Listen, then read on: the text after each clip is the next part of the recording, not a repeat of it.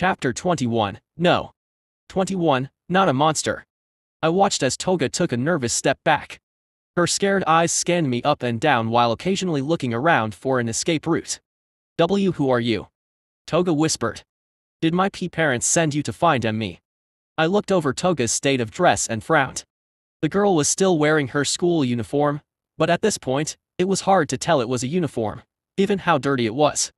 Her skin was also covered in filth, and my enhanced sense of smell was able to pick up that she hadn't showered in a while. No, those asats didn't send me after you, I said as I threw back my hood. No need to keep scaring the girl. Plus 10 SP. Standing in front of me wasn't the Toga Himiko that would one day fight and kill for the League of Villains.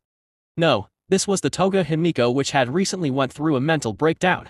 A broken girl that had finally snapped and attacked her classmate, causing her to run away out of fear of the consequences. This Toga Himiko was just a scared, confused middle schooler. Not a trained killer. My name is Sukuna. Nice to meet you, Toga, I said as I took a seat on a nearby stack of wooden boxes. I intentionally made myself smaller to her in order to help calm her down. I wanted to tell her my real name, but I decided against it for now. I wanted to see how this plays out first. Sukuna. Are you with the police? A hero? Toga asked as she held her box cutter in front of her. But by the way the box cutter shook in her dirty hands, it was easy to tell she was still terrified of me. I'm not going back to them. I won't. I can't. Easy there. No one's taking you anywhere you don't want to go, I said with my hands raised. I then slowly reached into my jacket and pulled out a paper bag. Toga watched me carefully as I reached into the bag and pulled out a warm meat bun. You hungry? I'm not. Minus a low, rumbling sound echoed from her stomach, causing the girl to blush in embarrassment and frustration. I'm not hungry. Plus 25 SP. That's so. Well, I'm famished, I said as I placed the wrapped up meat bun a good distance away from me on the wooden box I sat on and pulled out another bun from the bag. Eat. And so I did. Who would have thought meditating all day without eating a thing would cause one to be painfully hungry? I ate my food silently while keeping an eye on Toga.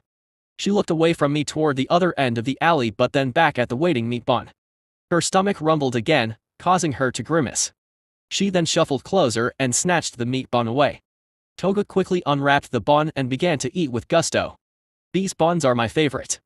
The old woman who makes them always makes the dough fresh every day, I said softly and took another bite.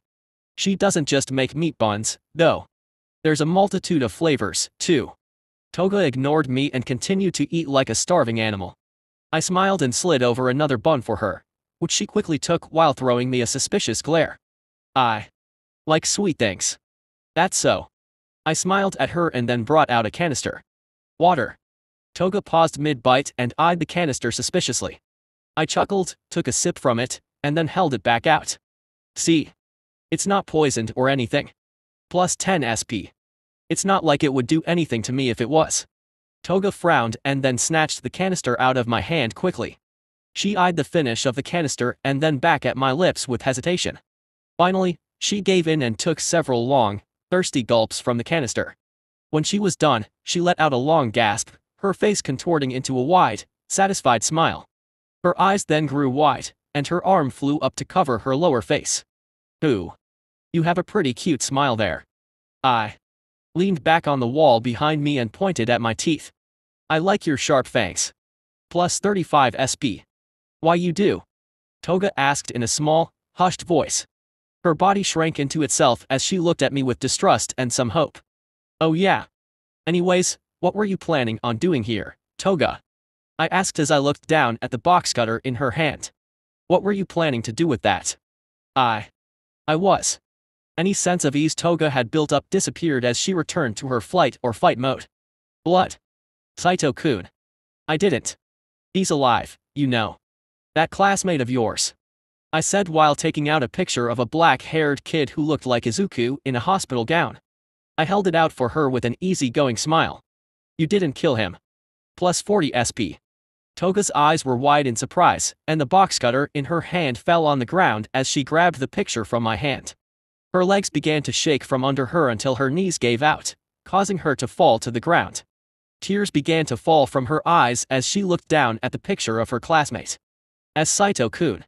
I didn't kill him, Toga whispered as her shoulders trembled. He's alive.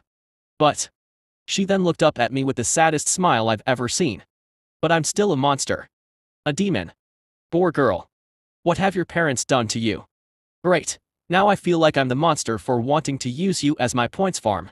She then hugged herself as her head hung low. I was told not to smile. I was jealous of everyone. Toga stared down at the picture in her hands with a frown. Saito-kun. I had a crush on him. And then that day happened, and I was so transfixed on the blood on his face. It was beautiful.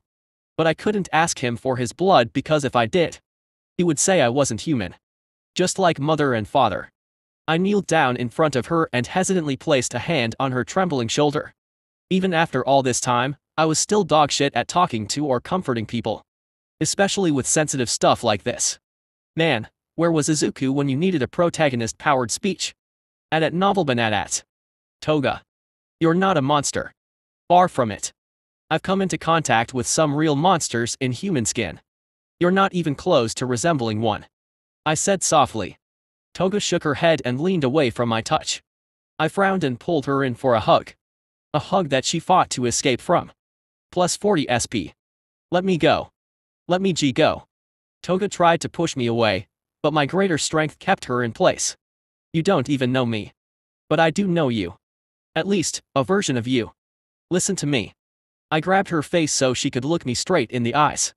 Her large, wet eyes were looking at me with sadness and hurt. Forget what your damn parents said to you. They're wrong. You're not a monster or a demon or anything like that. You're just a middle school girl. Plus 65 SP. Toga's hand slowly came up and grabbed my own. But I like drinking blood. That's not normal. I'm not normal. Normal. The fuck does that mean? I smiled and pulled back my hands. After taking off my gloves, I held out my palms in front of her. I then activated my technique, causing a stream of blood to flow out of my palm. The blood then shifted into different shapes. You know, people like us, those with blood type abilities, aren't looked upon nicely by society. We're looked at like freaks, and no one wants to see what we can do just because of some blood. Hell, the people out there avoid me just because they get a bad feeling. The pussies. But you know what I say. Fuck 'em. Fuck them to hell and back. Why can't we live like we want, like everyone else? Plus 100 SP. What I said was true. In this superhero society, those with uncomfortable or gross quirks were looked at with disdain and disgust. Black King had to prove himself for several years until his blood type quirk was seen as okay. And that was with the benefit of being a famous pro hero with great connections. But not everyone can be like him, a famous pro. Everyone with what were deemed as uncomfortable quirks had to hide their abilities just for the chance to fit in. It wasn't fair. That goes twice for the heteromorphs. This society wasn't fair. But was any society fair? Throughout my speech, Toga began to smile wider and wider. A look of happiness and relief flooded her face. Seeing that, I continued. So what if you drink blood? If you want, I'll let you drink mine.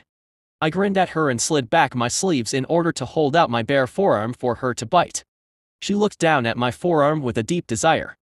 Her eyes transfixed on my veins. Are you sure? Yup, go nuts. And don't worry about me. I'm built different. Plus 150 SP. Toga looked unsure but then shyly opened her mouth to reveal her sharp fangs. She grabbed my arm gently and brought it close to her lips. Before biting down, she looked up at me questioningly. I smiled and nodded at her. Toga blushed and sank her teeth into my forearm. Her fangs hurt for a split second, but Yuji's pain tolerance made it so as if she wasn't biting me at all. Toga's face grew blissful as a deep, red blush covered her face as she drank away. She was starting to remind me of a cat, especially considering her eyes, so I began to pet her head out of instinct. After a minute or so, I began to feel a bit lightheaded. Thankfully, she pulled away, seemingly having her fill. She licked the dripping blood off my forearm and then off her lips with a clouded look in her eyes. How do I taste? I asked in amusement as Toga leaned into my chest. Her eyes began to close slowly as her breath began to slow. Just before she fell asleep, Toga whispered a single word. Heavenly. XXX. General point of view. A soft glow filled the room as dawn light pierced through the windows. Himiko stirred, her mind slowly unfurling from the depths of sleep. For a moment, she was enveloped in a cocoon of warmth and comfort, but as awareness crept in, she felt a flicker of disorientation. The sheet beneath her was unfamiliar, cool against her skin, and she could hear the faint sound of birds chirping outside. This wasn't her bed. This wasn't her house.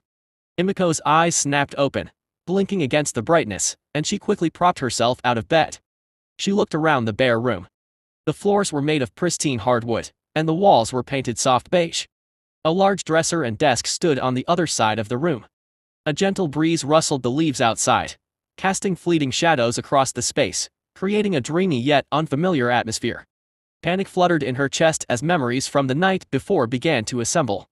Forget what your damn parents said to you. They're wrong. You're not a monster or a demon or anything like that. You're just a middle school girl. Himiko remembered the strange boy's words, causing a wave of warmth to flood her chest. Anxiety filled her as the thought of her meeting with Sukuna was nothing more but a dream.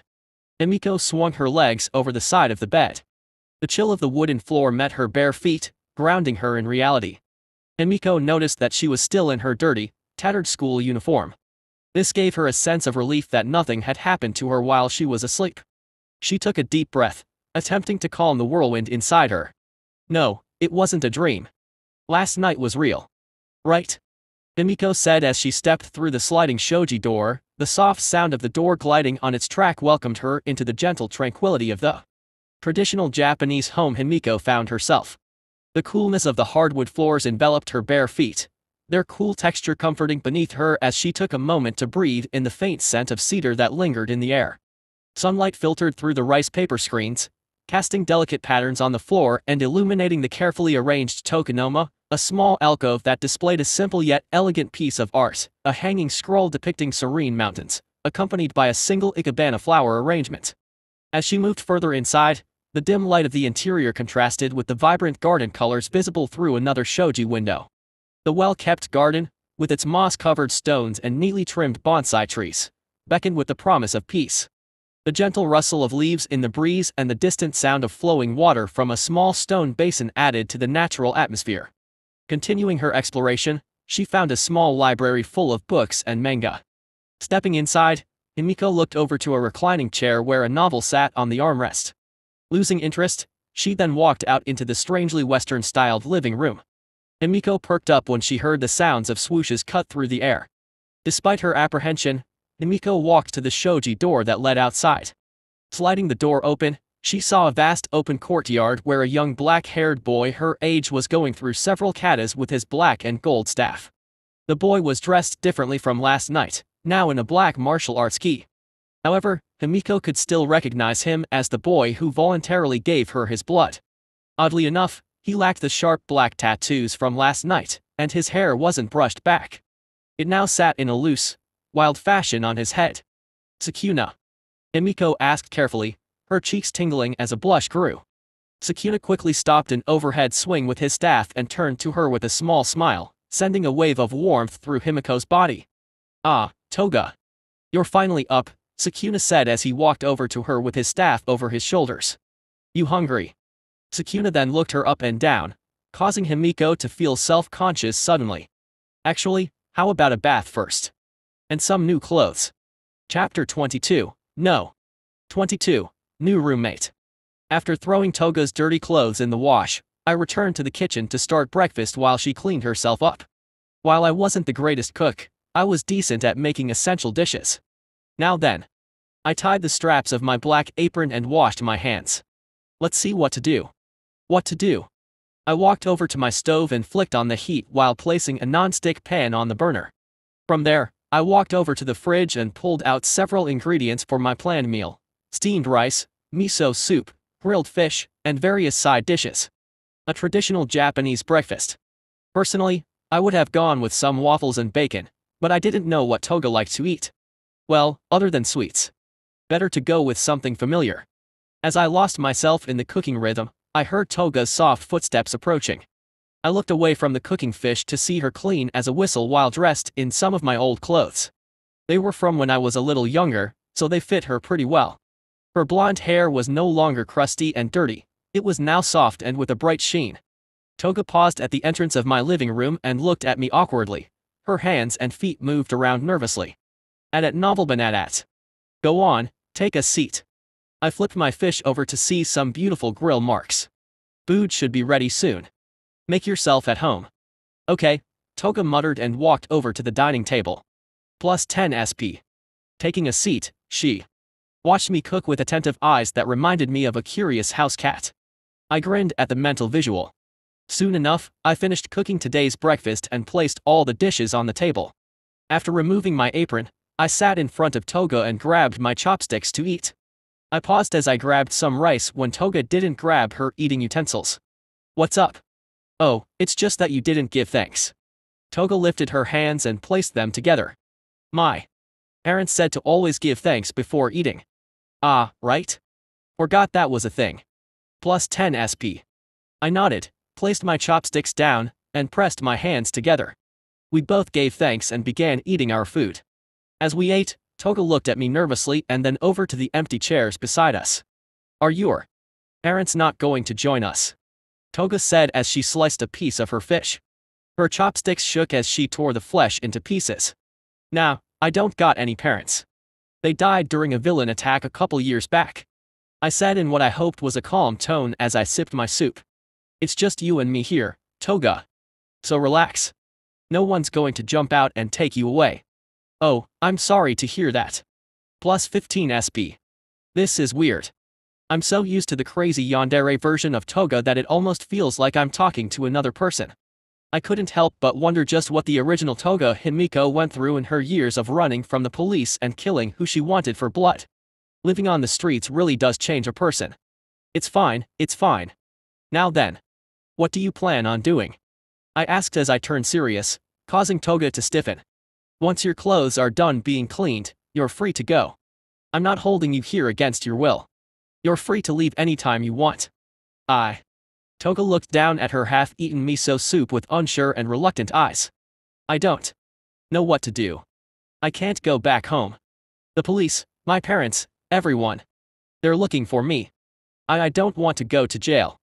Then where will you go? I placed my elbows on the table while I rested my chin on my hands. You gonna leave the city? The country? What's your next move? Plus 10 SP. Toga pressed her lips together and placed her chopsticks down. She brought her hands over her lap and squeezed them tight in frustration. Damn, I feel scummy. I'm practically backing her in a corner. But still, this should benefit us both. I think minus Toga closed her eyes, but I suddenly interrupted her. Man, I sure do have a big house. I leaned back in my chair with my hands behind my head. The abrupt loudness of my voice caused Toga to jump in her chair. Her cat-like eyes looked at me in surprise and confusion. Living here on my own sure is lonely. It sure would be nice if I had a cool new, blood-obsessed roommate to share it with. But where would such a person be?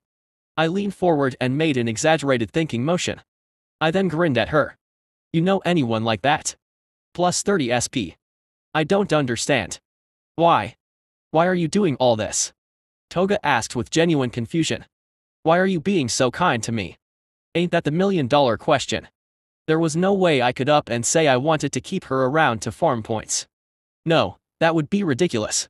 Even if I did say that, I knew that statement wouldn't be entirely true. In the original story, I always felt bad for some of the members of the League of Villains. Most of them were just the rejects of society who had no one to turn to until they found each other. I know they did some extremely horrible stuff, but none of that has happened in this world. At least for some of their members. Just like my friend Jin, Toga had yet to do anything horrible. In my opinion, at least.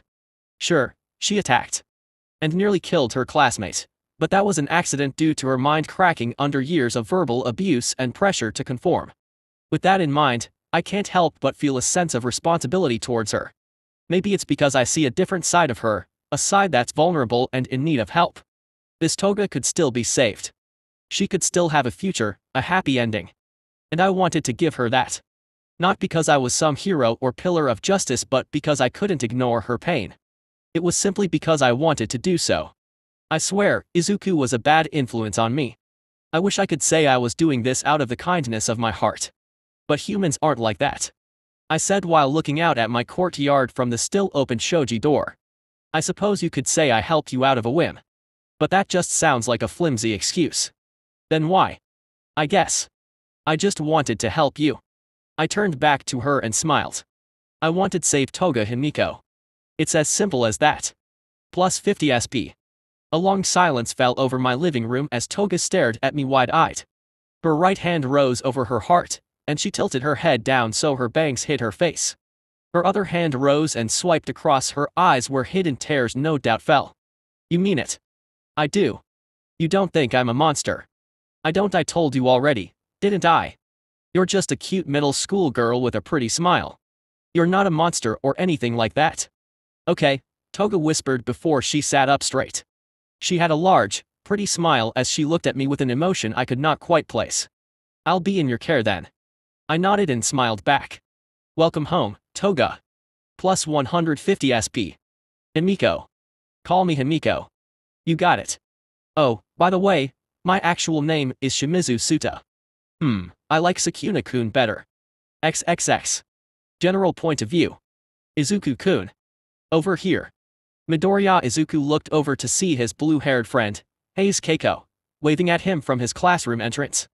She had a bead of sweat on the side of her face from running across the school to come pick up her friend. Those still hanging around the classroom turned to her briefly before shrugging.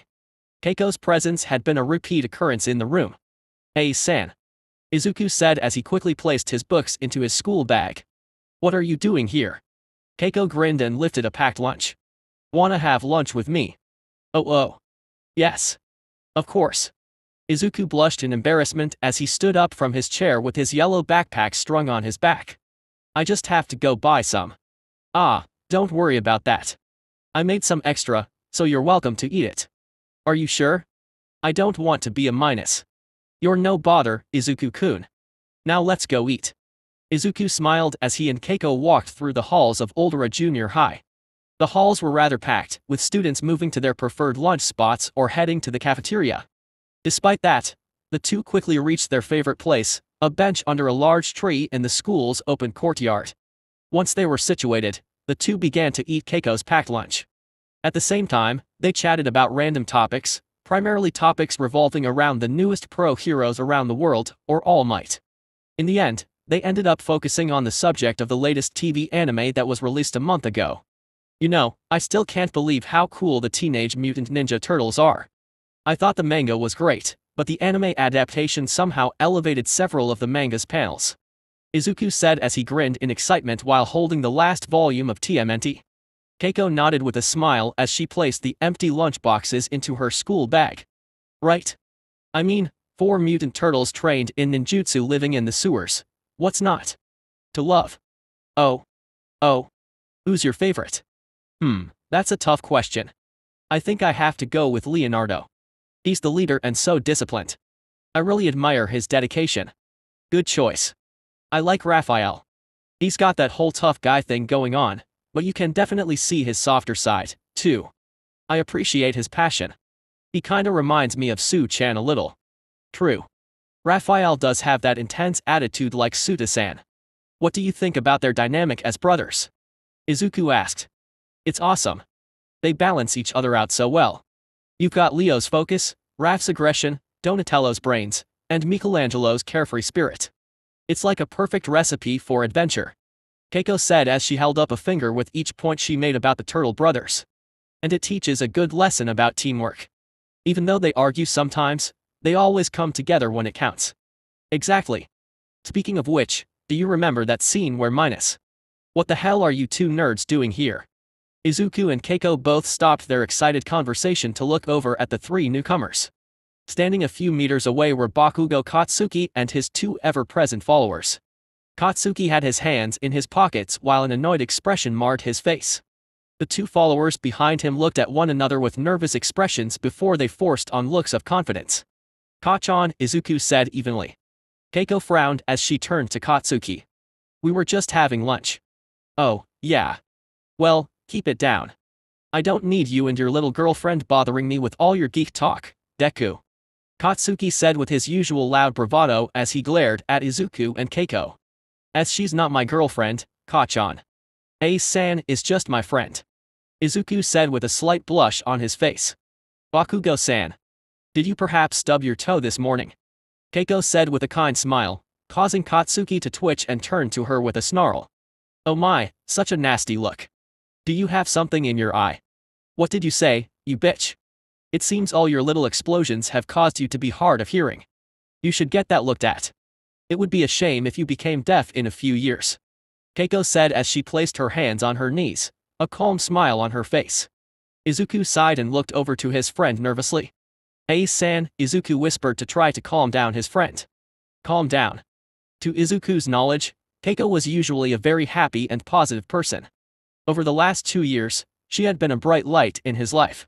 The days that he spent alone due to his condition were no more, thanks to her and his friend/teacher, Shimizu Suta. Despite her usual bubbly attitude, Keiko quickly became upset with anyone who bothered or made fun of Izuku for his quirklessness. It was as if she transformed into a different person.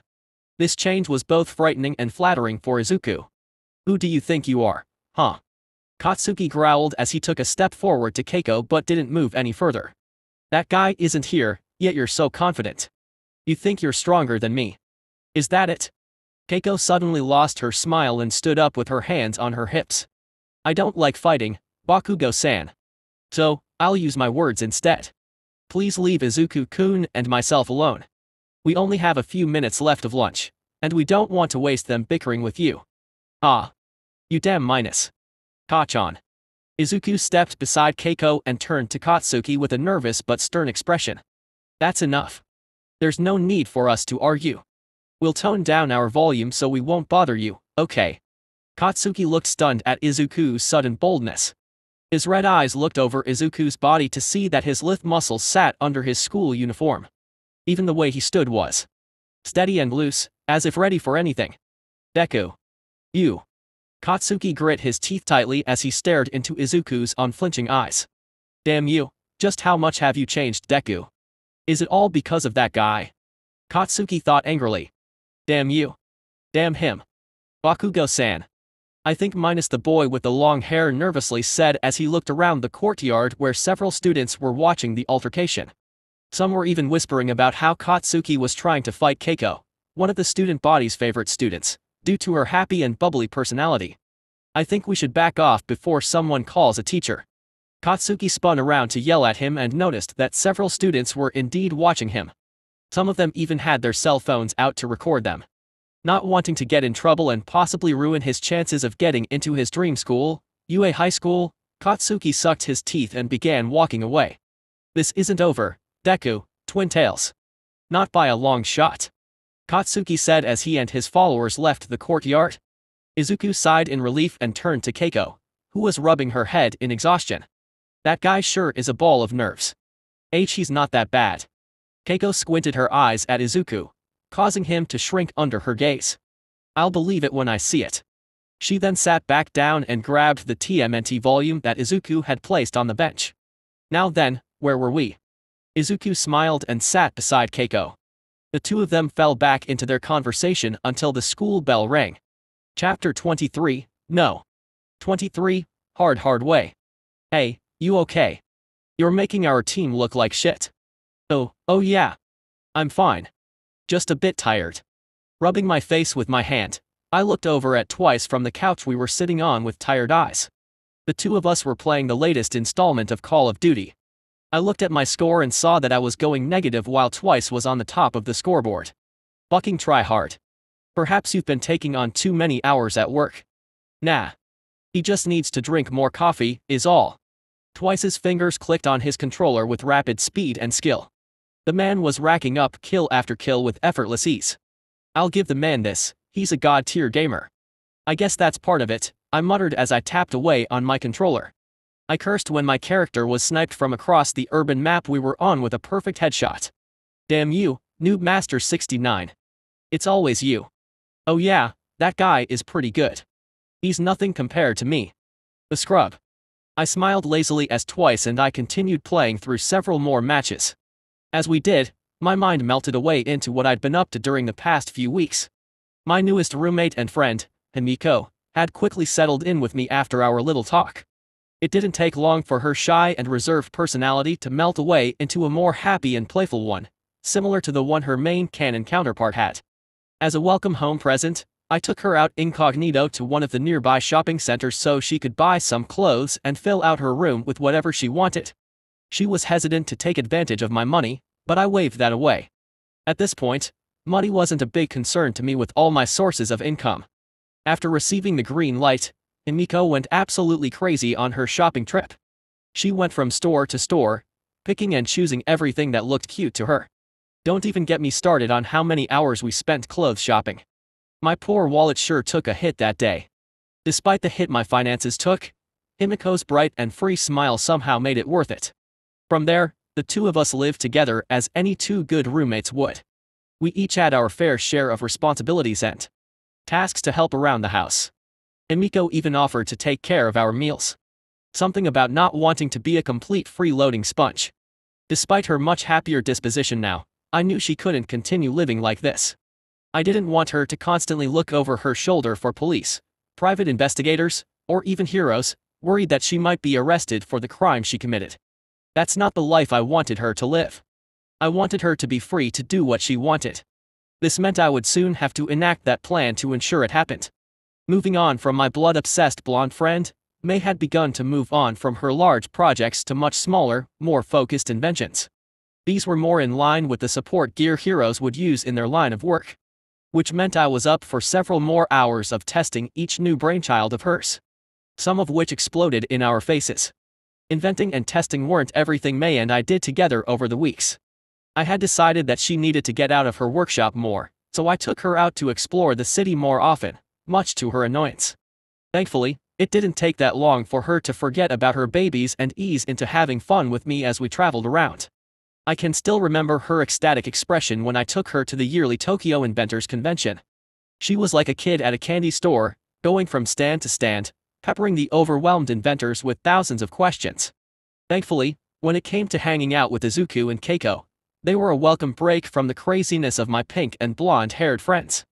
My time with the two hero-obsessed nerds was spent focusing on their training. Keiko with her quirk and Izuku with his physical martial arts training. Keiko's proficiency with her quirk was slowly but surely improving. She now had little issues using her typically defensive quirk in an offensive style. Her barriers were even able to hold back a low C enhanced attack from me for a few seconds. Izuku's progress was impressive. His body was slowly gaining more and more muscle from my carefully planned exercises made for him. It wouldn't be much longer for his body to resemble that of a professional young athlete. Along with his athletic build, Izuku's martial arts were steadily improving. His ability to take in a new technique was an odd one. Izuku wouldn't learn what I taught him the way I wanted him to. No, he would instead take the technique I wanted him to learn and internalize it in a way only he would understand. While I'm glad it worked for him, it did slow down his rate of learning, which was fine with me. At this rate, I had no doubt he would be a little monster when he got all for one in a few years. The largest contributor to my lack of energy was my nightly excursions through Japan as my alter ego, Sukuna. The king of curses himself. Thanks to all the chaos and interference I've been running in Japan's underworld, the name Sukuna was slowly but surely becoming a well-known name. Criminals and low-lives feared it, while heroes and the police abhorred it. Those pesky little heroes and boys in blue sure tried their best to catch me, but a quick use of rapid escape left them scratching their heads in frustration. I wasn't too sure how they saw the technique. I theorized that as the rabbits swarmed around me, their cursed energy had the effect of covering me in a sort of sea blanket, causing me to go invisible for a brief time. But I wasn't too sure if that was the case. I wasn't a normie, after all. Back to the Sukuna stuff, going off the way, some hoodlums screamed my name in fright as they ran off with their tails between their legs at the mere mention of my name. I would say that the name Sukuna was quickly becoming a household name. Which was great. It was my duty to spread the name of the Lord. The name Sukuna would be known and praised by all in this world. Aha! Tactical nuke, incoming. Run. Run like the roaches you are. Twice yelled, and the screen became a hazy yellow when he activated the highest kill streak available in the game. Killing everyone in the game. Thankfully, I was able to truly relax whenever I hung out with my bro, twice. I didn't have to act like the responsible, sorta adult with him, unlike I did with the others. I could truly sit back and be myself when I was with him. A fact that I told him, which caused him to fall into silence. He didn't have to say it, but I knew my words had touched him.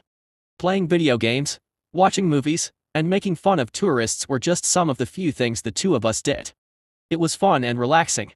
Unfortunately, the two of us couldn't hang out more than just twice a week.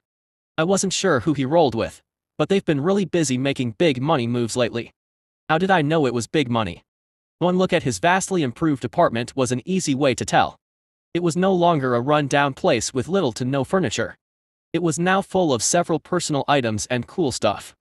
Not to mention the sizable OLED TV he got us to play games on. With the match over and done with, Twice grew uncharacteristically silent as he placed his controller down on the coffee table. "Oh. What's up, Twice? Cat got your tongue. Plus 10 SP. Twice rubbed the back of his neck for a few seconds before slowly taking his mask off. I raised a brow at that as Jin turned to me with a regretful look. Listen, Suta. Jin started. My job is getting pretty busy. They're going to fly us out to Kyoto for a big job. Yeah. They need some more hands to help out with repairs after a big villain attack. Yeah. So we won't be able to hang out for a while. Throughout our time together, Jin had told me he worked for a construction company in charge of repairing the destruction caused by villain attacks. At least, that was his cover story. Despite how close we've gotten, he couldn't bring himself to tell me what he actually did. I didn't mind it. The guy didn't owe me his secrets after all. I see. I grinned at the man and patted his shoulder. No problem. You gotta do what you gotta do to get your bread, my guy. Just let me know when you get back. I'll be sure to finally kick your ass in Street Fighter. Plus 15 SP. Jin looked visibly relieved by my reaction and smiled. He nodded at me before he quickly slid his mask back on. You wish, you scrub. Train hard, and I'm sure you'll beat me. Twice said as the next match was about to start. Now I'm definitely kicking your ass. Just you wait. You can do it. Dream on. XXX. As New, Zico, and I glided through the vast, inky expanse of the night sky, the city below came alive in a dazzling display of twinkling lights. Skyscrapers pierced the darkness, their windows shining like stars fallen to earth, each flickering light telling a story of lives in motion. The air was crisp and cool, brushing against my skin. As New banked to the left, the iconic Tokyo skyline came into fuller view, silhouetted against the darker shades of the night. Neon signs flashed in vibrant colors as if winking cheekily at the vastness of the universe above. I ain't feeling it tonight. I muttered as I laid down on New's ample back. My jujutsu uniform flapped in the wind as we cut through the sky. New, take us home, boy. New roared and banked right towards the direction where my home was located. As we flew, my eyelids began to fight me. They were urging me to fall asleep to get some much-needed rest. Before I could be seduced by Lady Sleep, several bright flashes of blue popped in the distance. What's that? I asked while looking at the now fading lights. New. With a powerful flap of its wings, my Shikigami sped off toward where the blue lights appeared. After a few short minutes, we came upon an old lonely boat dock. I jumped off New's back and looked around the eerily silent dock with sharp eyes, my Shikigami melting away into the shadows. The air around me was cool and tinged with the salty scent of the ocean, mingling with the earthy aroma of damp wood. Silhouetted against the star-speckled sky were some nearby boats. A faint breeze whispered through the dock, ruffling the boat's tarps and sending ripples across the dark water. Dimly lit lanterns hung from the sides of the dock, swaying slightly, their flickering flames illuminating sections of the planks with an ethereal glow. That smell. I turned to the right to see a wide open door swaying in the air that led to a large seaside warehouse. My enhanced sense of smell could pick up the scent of burnt flesh from within the building. Curiosity took over me, causing me to walk towards the door. As I walked, I noted several black scorch marks on the concrete floor leading to the warehouse. Passing a glass window, I saw my reflection bounce off its surface. While bathed in the shadows of my hood, one could still see the bottom half of my face. Adorning my skin were long, sharp black tattoos. These were the tattoos Sukuna had on whenever he took over Yuji or Megumi's body or when he was in his original Heian-era body. How did I have them? The answer was easy. I had won them as a gold-tier reward from one of my pulls several months back. The tattoos were purely cosmetic and didn't offer any buffs. That is unless you consider the boost of aura they gave me a buff. The way the tattoos work is by applying some C to my skin where they were located. Once they had C flowing through them, they would quickly come to life and adorn my skin. After that, I brushed back my hair and bang. King of Curses look completed. While not the greatest reward, it was very cool looking, in my opinion. Once inside, I moved through the quiet building and found the source of the terrible smell. At novel bananas. Lying on the ground were 3 smoking, charred bodies. I leaned down and placed a hand on one of the corpses to feel its warmth. Off to the side was a burnt box with small blue flames dancing back and forth as they tried to swallow the wood. Blue flames. Dobby. Standing up, I jumped to the building rafters and looked around the warehouse. I saw no movement. Looking over to the ceiling, I saw an open skylight letting in some moonlight. Swinging to it, I jumped onto the roof of the warehouse and scanned the roads around the area. There wasn't a soul to be found. I must have just missed him. I sighed in disappointment and raised my hands to resummon New. But just as I was about to call its name, something fast sliced through the air around me. Something's coming. Crow Maki yelled. Clang. I leaned my upper body back as a white and brown blur sliced the air where I once stood. Jumping back, I leaned low and watched as a rather short woman slid to a stop several meters away. Plus 15 SP. Not bad. The woman had tan skin, narrowed red eyes, and long, defined eyelashes. She had straight white hair reaching her thighs with bangs extending to her face's left side. While slender and curvy, the woman also sported a lean, athletic, and well-defined build, especially in her arms and legs. She wore a sleeveless white leotard with dark purple trim around her shoulders and waist, a wide yellow crescent moon design over her chest, and a single thick metal plate wrapped around her midriff. On her legs were purple thigh-high boots to complement her leotard, with more plating around the heel and toe areas, making her feet look like those of a rabbit. She also has a pair of thick, white gloves on her hands with long cuffs, sporting small triangular protrusions around their edges. Looks like tonight is my lucky night. You're that guy, aren't ya? Sukuna, right? The rabbit-themed woman asked as she eyed me like a hungry predator, her strong legs flexing. I'm here to take you in, Billion. We can do this the hard way or the hard way. Take your pick. If it isn't the rabbit hero herself. Mirko. I grinned from underneath the darkness of my hood as I reached into Zeiko's mouth to pull out one of my newest weapon additions created by my construction technique, the Rui Jingu Bank Staff. The woman looked momentarily confused at the sudden appearance of my weapon before grinning wildly. Looks like we're doing the hard way then. My favorite. Chapter 24, No. 24, Sukuna vs. Mirko. Damn, the unstoppable Terminator herself, Mirko. With a fierce cry, Mirko lunged forward, her legs slicing through the air like a whip. I pivoted to the side, my Rui Jingu Bang staff spinning in a blur to block her initial strike. The impact of flesh meeting solid tungsten steel echoed through the clearing, sending a shockwave up my arms. Oh. Not bad.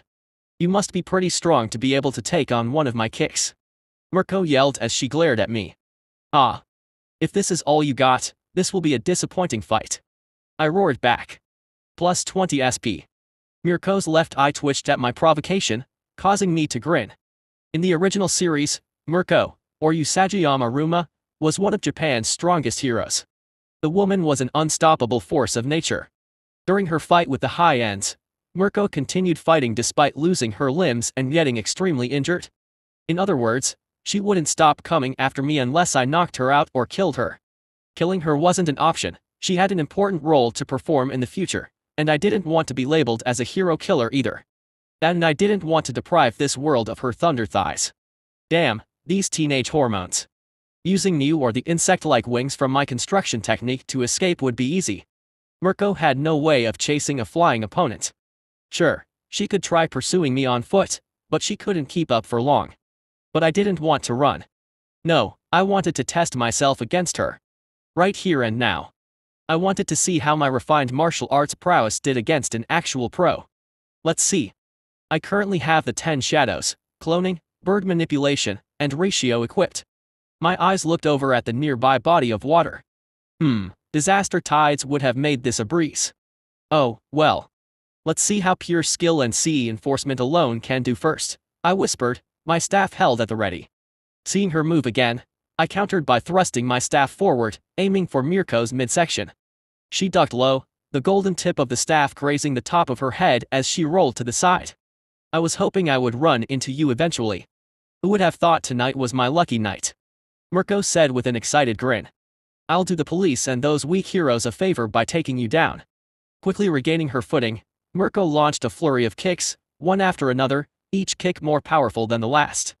I danced backward, my staff twirling defensively before me, deftly deflecting her powerful strikes. The rhythmic thuds of her feet against the warehouse rooftops reverberated below us as we exchanged blows. Is that so? Try your best then, little rabbit. I said with an air of arrogance, playing into the role of my namesake. Plus 30 SP. I had to act it up. Win or lose. After tonight, Japan's pro heroes would gain a huge insight into the once mysterious Sukuna from Mirko. With a sudden burst of speed, Mirko leapt into the air, performing a spinning kick. Lunar ring. My eyes grew wide seeing her rapid spinning kicks. I instinctively reinforced my entire body with C and raised my staff above my head just in time to absorb the impact. The sheer force of her attack jolted my arms fiercely, staggering me back. Shit. She's strong. I quickly repositioned myself, using my momentum to swing my staff down in a sweeping arc. Not bad, little rabbit. Not bad at all. Mirko rolled to avoid the strike, but I had anticipated that. As she sprang up, I dashed in and thrust my staff forward, aiming for her legs. She expertly jumped over the Rui Jingu Bang, the tips of her boots barely missing contact. As she landed, Mirko delivered a low kick that swept the ground beneath me in an attempt to knock me off balance. You're pretty good. But it's time to get your ass kicked. Big talk from such a little package, I muttered as I dashed back and twisted my staff to keep Mirko at bay. Mirko's smile grew wide at my comment. Cocky bastard. Plus 45 SP. With a flourish, I thrust my staff out towards her, but the end of my staff met nothing but air due to the large space gap between us. Mirko laughed at my seemingly pathetic attack. Ah. You blind or something? Go forth, I muttered and commanded my staff to extend. Rui Jingu Bang. The rabbit-themed hero's eyes grew wide as my staff exploded towards her at incredible speeds. Due to the unexpectedness of the attack, the golden end of my Rui Jingu Bang collided right into her stomach, launching her back to the roof's edge. Gah! You be bastard! The Rui Jingu Bang staff, the legendary weapon held by the great sage, Heaven's Equal, Sun Wukong, was one of the many weapons I created with my construction technique over the past 2 years after gaining Tsukumo Yuki's C reserves. While it was a perfect recreation of Sun Wukong's staff, it didn't mean it would hold all of its original properties. To fix that, I focused 40% of my daily C within it and infused my construction technique into the staff from its inception to quickly transform it into a cursed tool over the course of a year. Similar to how Nanami infused his blunt sword with his 7-3 curse technique, I imbued my construction technique into my staff to grant it the ability to expand, extend, shrink, and retract itself on command using C. The exact same way as Sun Wukong did with his original staff. It was nowhere near as powerful as his, but my staff was powerful in its own right. While it may not yet be a special grade level tool just yet, it still packed a mean punch. Mirko looked over at me as I placed my staff over my shoulders with an angry expression. I then beckoned her on with a come-on motion. Undeterred, she propelled herself forward again. Cheap tricks, you bastard. Take this, Lunar Rush. I prepared myself as Mirko unleashed an advanced series of kicks. Her legs blurred as they connected with my staff in rapid succession. I weaved in and out to avoid the worst of her strikes, using my staff both as a shield and a weapon. Each clash of my staff's solid C-enhanced tungsten steel against flesh resonated like thunder in the still night. Our grand fight switched from the rooftop of the warehouse down to the fishing dock. Wooden planks, crates, poles, and even some of the boats all exploded or cracked from being caught up in our battle. She's slowing down. I risked a quick glance at Mirko's legs and saw dark splotches of blood spreading through her purple thigh-high boots. The dozens upon dozens of impacts against what was quite possibly the strongest piece of steel on the planet was having an effect on her. Come on, little rabbit. Don't stop trying. I'll play with you all night. I said with an excited grin as her red eyes met my black ones. Plus 50 SP. Don't worry about me. Now that I'm warmed up, the fun can finally begin. Mirko said with a large, battle-hungry smile as she flexed her sexy powerful legs. Nah, you're done. Your legs are shaking. I'll do you a favor and end this now, I said and made a hand sign resembling a snake. Great serpent. What the hell minus? From below Mirko, a large white snake shot up from the shadows with its jaws wide open. Out of sheer, pure instinct, Mirko looked down just as my Shinigami was about to bite down into her. She tried to jump away from the danger she sensed, but at the last second, her legs involuntarily froze on her for a single second. A second she didn't have the luxury to have wasted. What? Mirko yelled as she, from her perspective, somehow flew into the air, her limbs somehow restricted. Great Serpent had her tightly in its jaws but, on my command, avoided piercing her with its sharp teeth. What is this? Let's fight again someday, Mirko. Mirko helplessly watched as I shot up toward her with my right arm pulled back. My staff was now safely back inside Seiko. I scanned Mirko's body and found the 7-to-3 ratio point. Coating my fist in C, I swung forward and struck her at her diaphragm. Ratio. Plus 100 SP. Mirko's eyes grew white as she gasped loudly in pain as my fist sank into her body. While in midair, I dismissed Great Serpent and caught the now unconscious hero in my arms. Landing on the ground, I looked around the vicinity and found a hidden area. Making my way there, I placed Mirko down and adjusted her so she would be in a comfortable position. Great fight, I said to the unconscious woman and stood up. Reaching into Seiko, I pulled out a burner phone to call the police. But just as I was about to dial the number, I heard several loud sirens heading in my direction. Oi, boss. Crow Maki said as she landed on my shoulder. Some of those costumed losers are heading in this direction. We better get out of here then. With nothing more to do, I walked over to the warehouse from earlier and sank into the shadows. XXX. Emiko and I were comfortably sprawled on the living room couch, a cozy blanket draped over us. The familiar blocky landscape of Minecraft filled the television display in front of us. With each click of our controllers, we navigated our blocky avatars through lush forests and rolling hills, our movements mirroring each other's. Hey, Emiko said, playfully placing her foot on my chest as she used a pickaxe to mine several blocks of iron. Aren't you supposed to be at school? Yeah. I guess I should be, I drawled, placing several wood blocks down for our ambitious mansion. But who cares, right? Well, shouldn't you be there? Emiko slowly said as a skeleton walked into her cave, launching arrows at her. Not that I'm complaining. Man, fuck school. My limbs are too sore for me to bother in going. I said as I crafted a wooden door. Besides, I sent a clone in my place. I love that technique. Did I ever tell you your quirk, your ability, is broken? Like completely. Emiko continued exploring her cave and came upon some diamonds beside a stream of lava. Ooh, diamonds. It is a bit broken. Ain't it?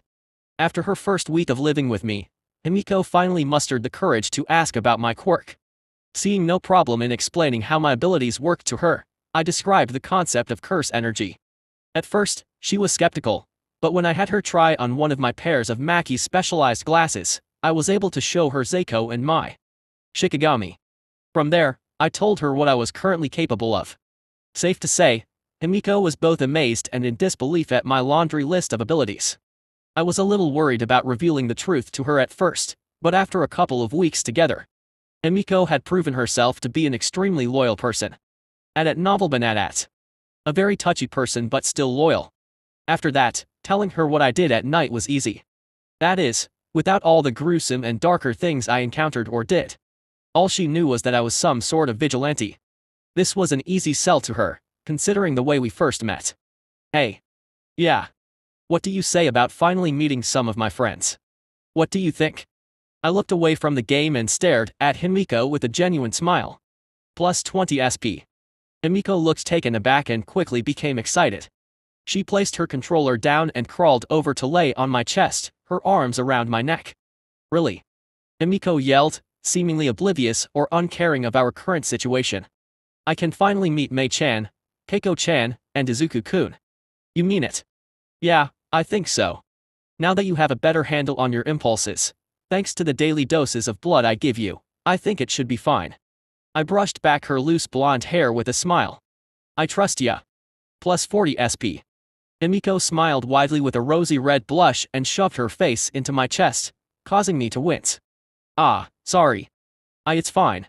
Himiko hummed and rubbed my chest gently to try and soothe my pain. Want some waffles? Yes. Chapter 25. No. 25. A fun day out. Himiko and I were peacefully walking through the streets of Hamamatsu as we made our way to Hatsume's mechanical repairs and such. Looking over to the happily skipping girl beside me, I saw how she looked around my home city in wonder and excitement. The two of us haven't gone out too often, for obvious reasons, but when we did, Himiko thoroughly enjoyed it. She was dressed in a large pastel pink jacket with a white hood that hovered over her short white skirt. A pair of white and red sneakers were on her feet, while her legs were covered in black thigh-high socks. Maki's round glasses and a white medical mask were on her face. The mask was there to try and hide her identity, at least slightly. Now remember, Mei can be a bit eccentric. How interesting. Don't get offended if she can't remember your name. It took her weeks to remember mine. I'll just have to make a super duper strong impression then. Are you saying I don't? Seeing that she wouldn't budge, I let the matter go. Himiko's excitement at making new friends was too large to be shaken by my warnings. It didn't take much longer for us to arrive at the storefront. Once there, I held the door open for Himiko, and we walked in. To my surprise, I saw Mai's mother, Hatsume Yumiko, behind the counter. Yumiko had long black hair and bright green eyes tied into a high ponytail. She wore a casual dress with a clean apron around her front. "Ah, Suta-kun," Yumiko said with a large, motherly smile. "You're finally here." "Hatsume-san," I said with a slight bow, which Himiko copied. "It's nice to see you. It's rare to see you in the storefront. I figured you'd be wrangling Mei. +5 SP. I tried that. But that girl inherited her father's strength and stubbornness." "Oh? Who's this cutie?" "A friend of yours," Yumiko said as she walked around the counter to gush at Himiko, causing the blonde to blush. "Your outfit is so cute. I love your glasses." "Ah, thank you," Himiko nervously said. She then placed her hands in front of her and properly bowed to Yumiko. The ingrained manners drilled by her parents kicked in. "I'm Toga Himiko. It's a pleasure to meet you, Hatsume-san. Our names are so similar. Isn't that a coincidence?" Yumiko gushed as she inspected Himiko's signature hair buns. "Did you do your hair yourself? I love it. I wish Mai would let me style her hair." I smiled as I watched Yumiko happily talk to Himiko.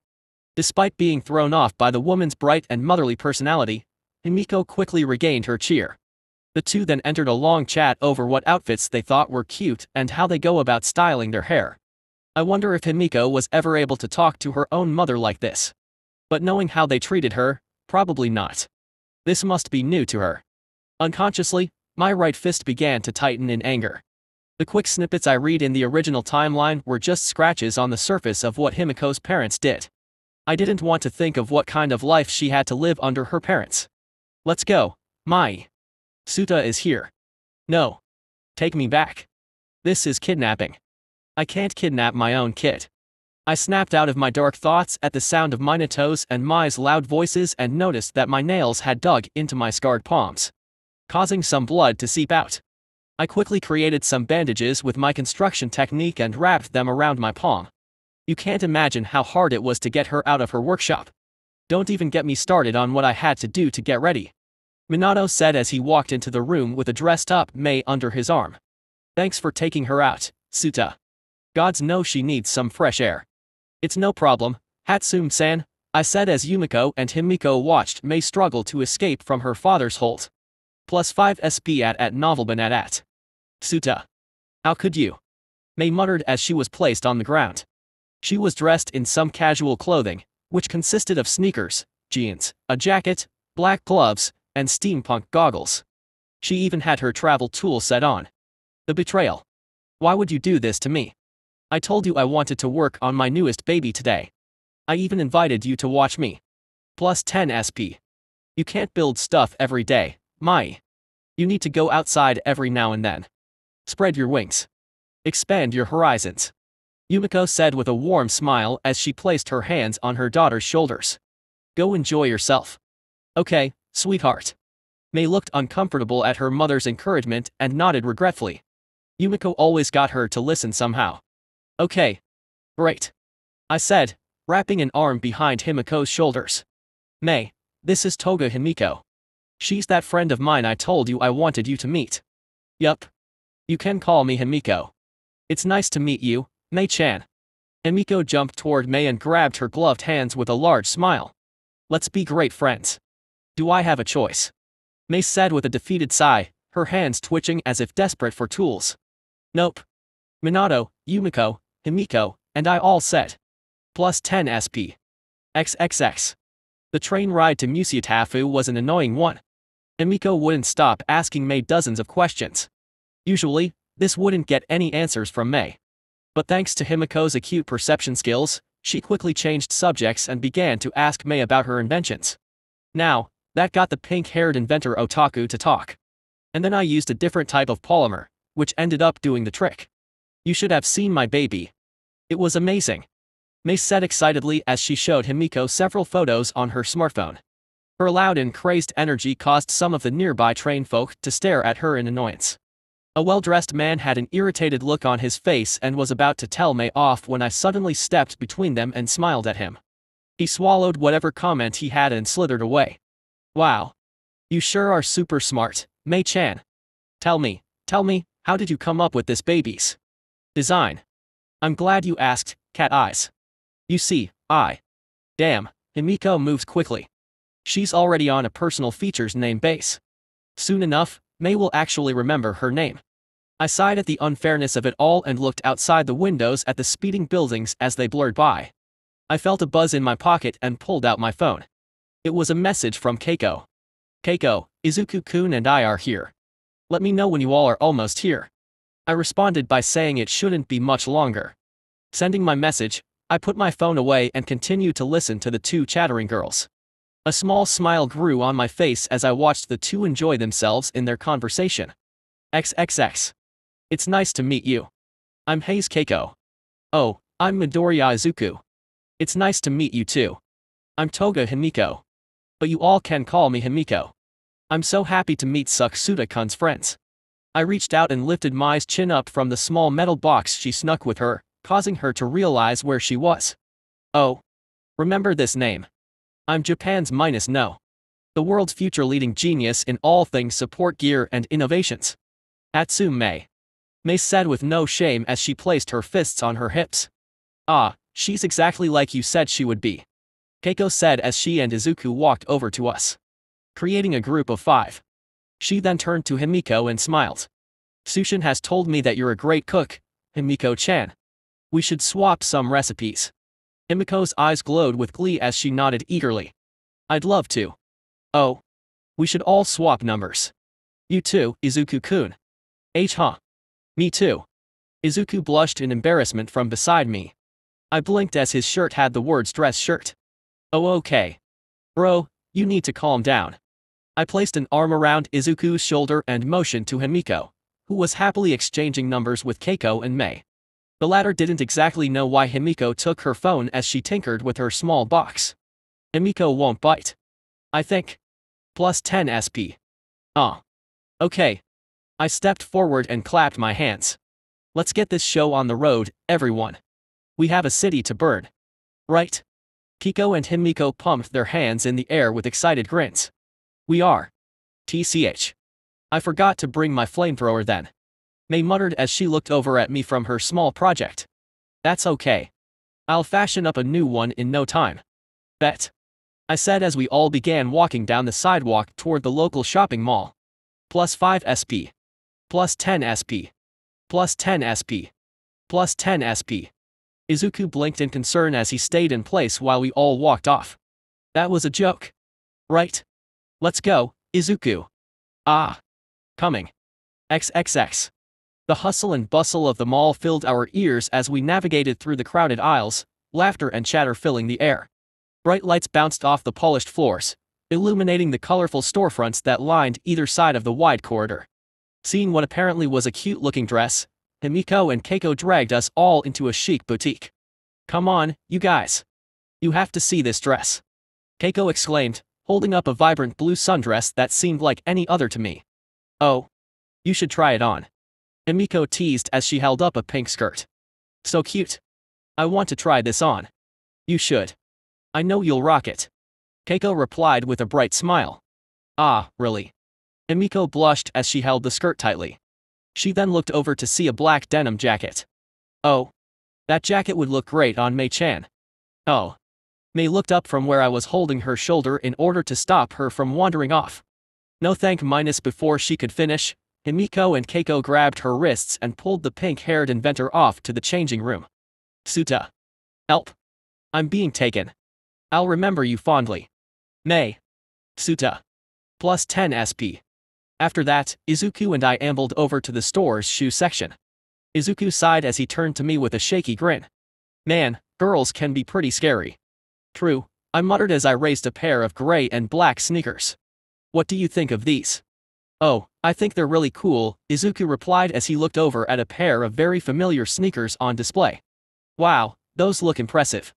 Dude, those are literally the same shoes you're wearing. Plus 10 SP. Are they? The girls, and a reluctant Mei, continued browsing and trying on their outfit picks for another hour and a half. Sometime during their mini fashion show, Mei had snuck away from them and found refuge with Izuku and me on a bench. I then promptly received 2 smacks on the head from Mei. Once Himiko and Keiko were somewhat satisfied, we all decided to take a break at the food court to grab a bite to eat. The hell do you mean you don't think Godzilla can beat All Might? I slammed my fist on our table and pointed my chopsticks at Izuku, who looked uncharacteristically confident. Such blasphemy. All Might is a scrub next to the king of the monsters. 10 times 4 equals plus 40 SP. Suda-san, I'm sorry, but you're wrong, Izuku said. All Might is Japan's #1 hero. The world's strongest hero. While I do think Godzilla is an amazing hero, All Might is on a completely different level. You damn fanboy. This is the thanks I get after raising you as one of my own.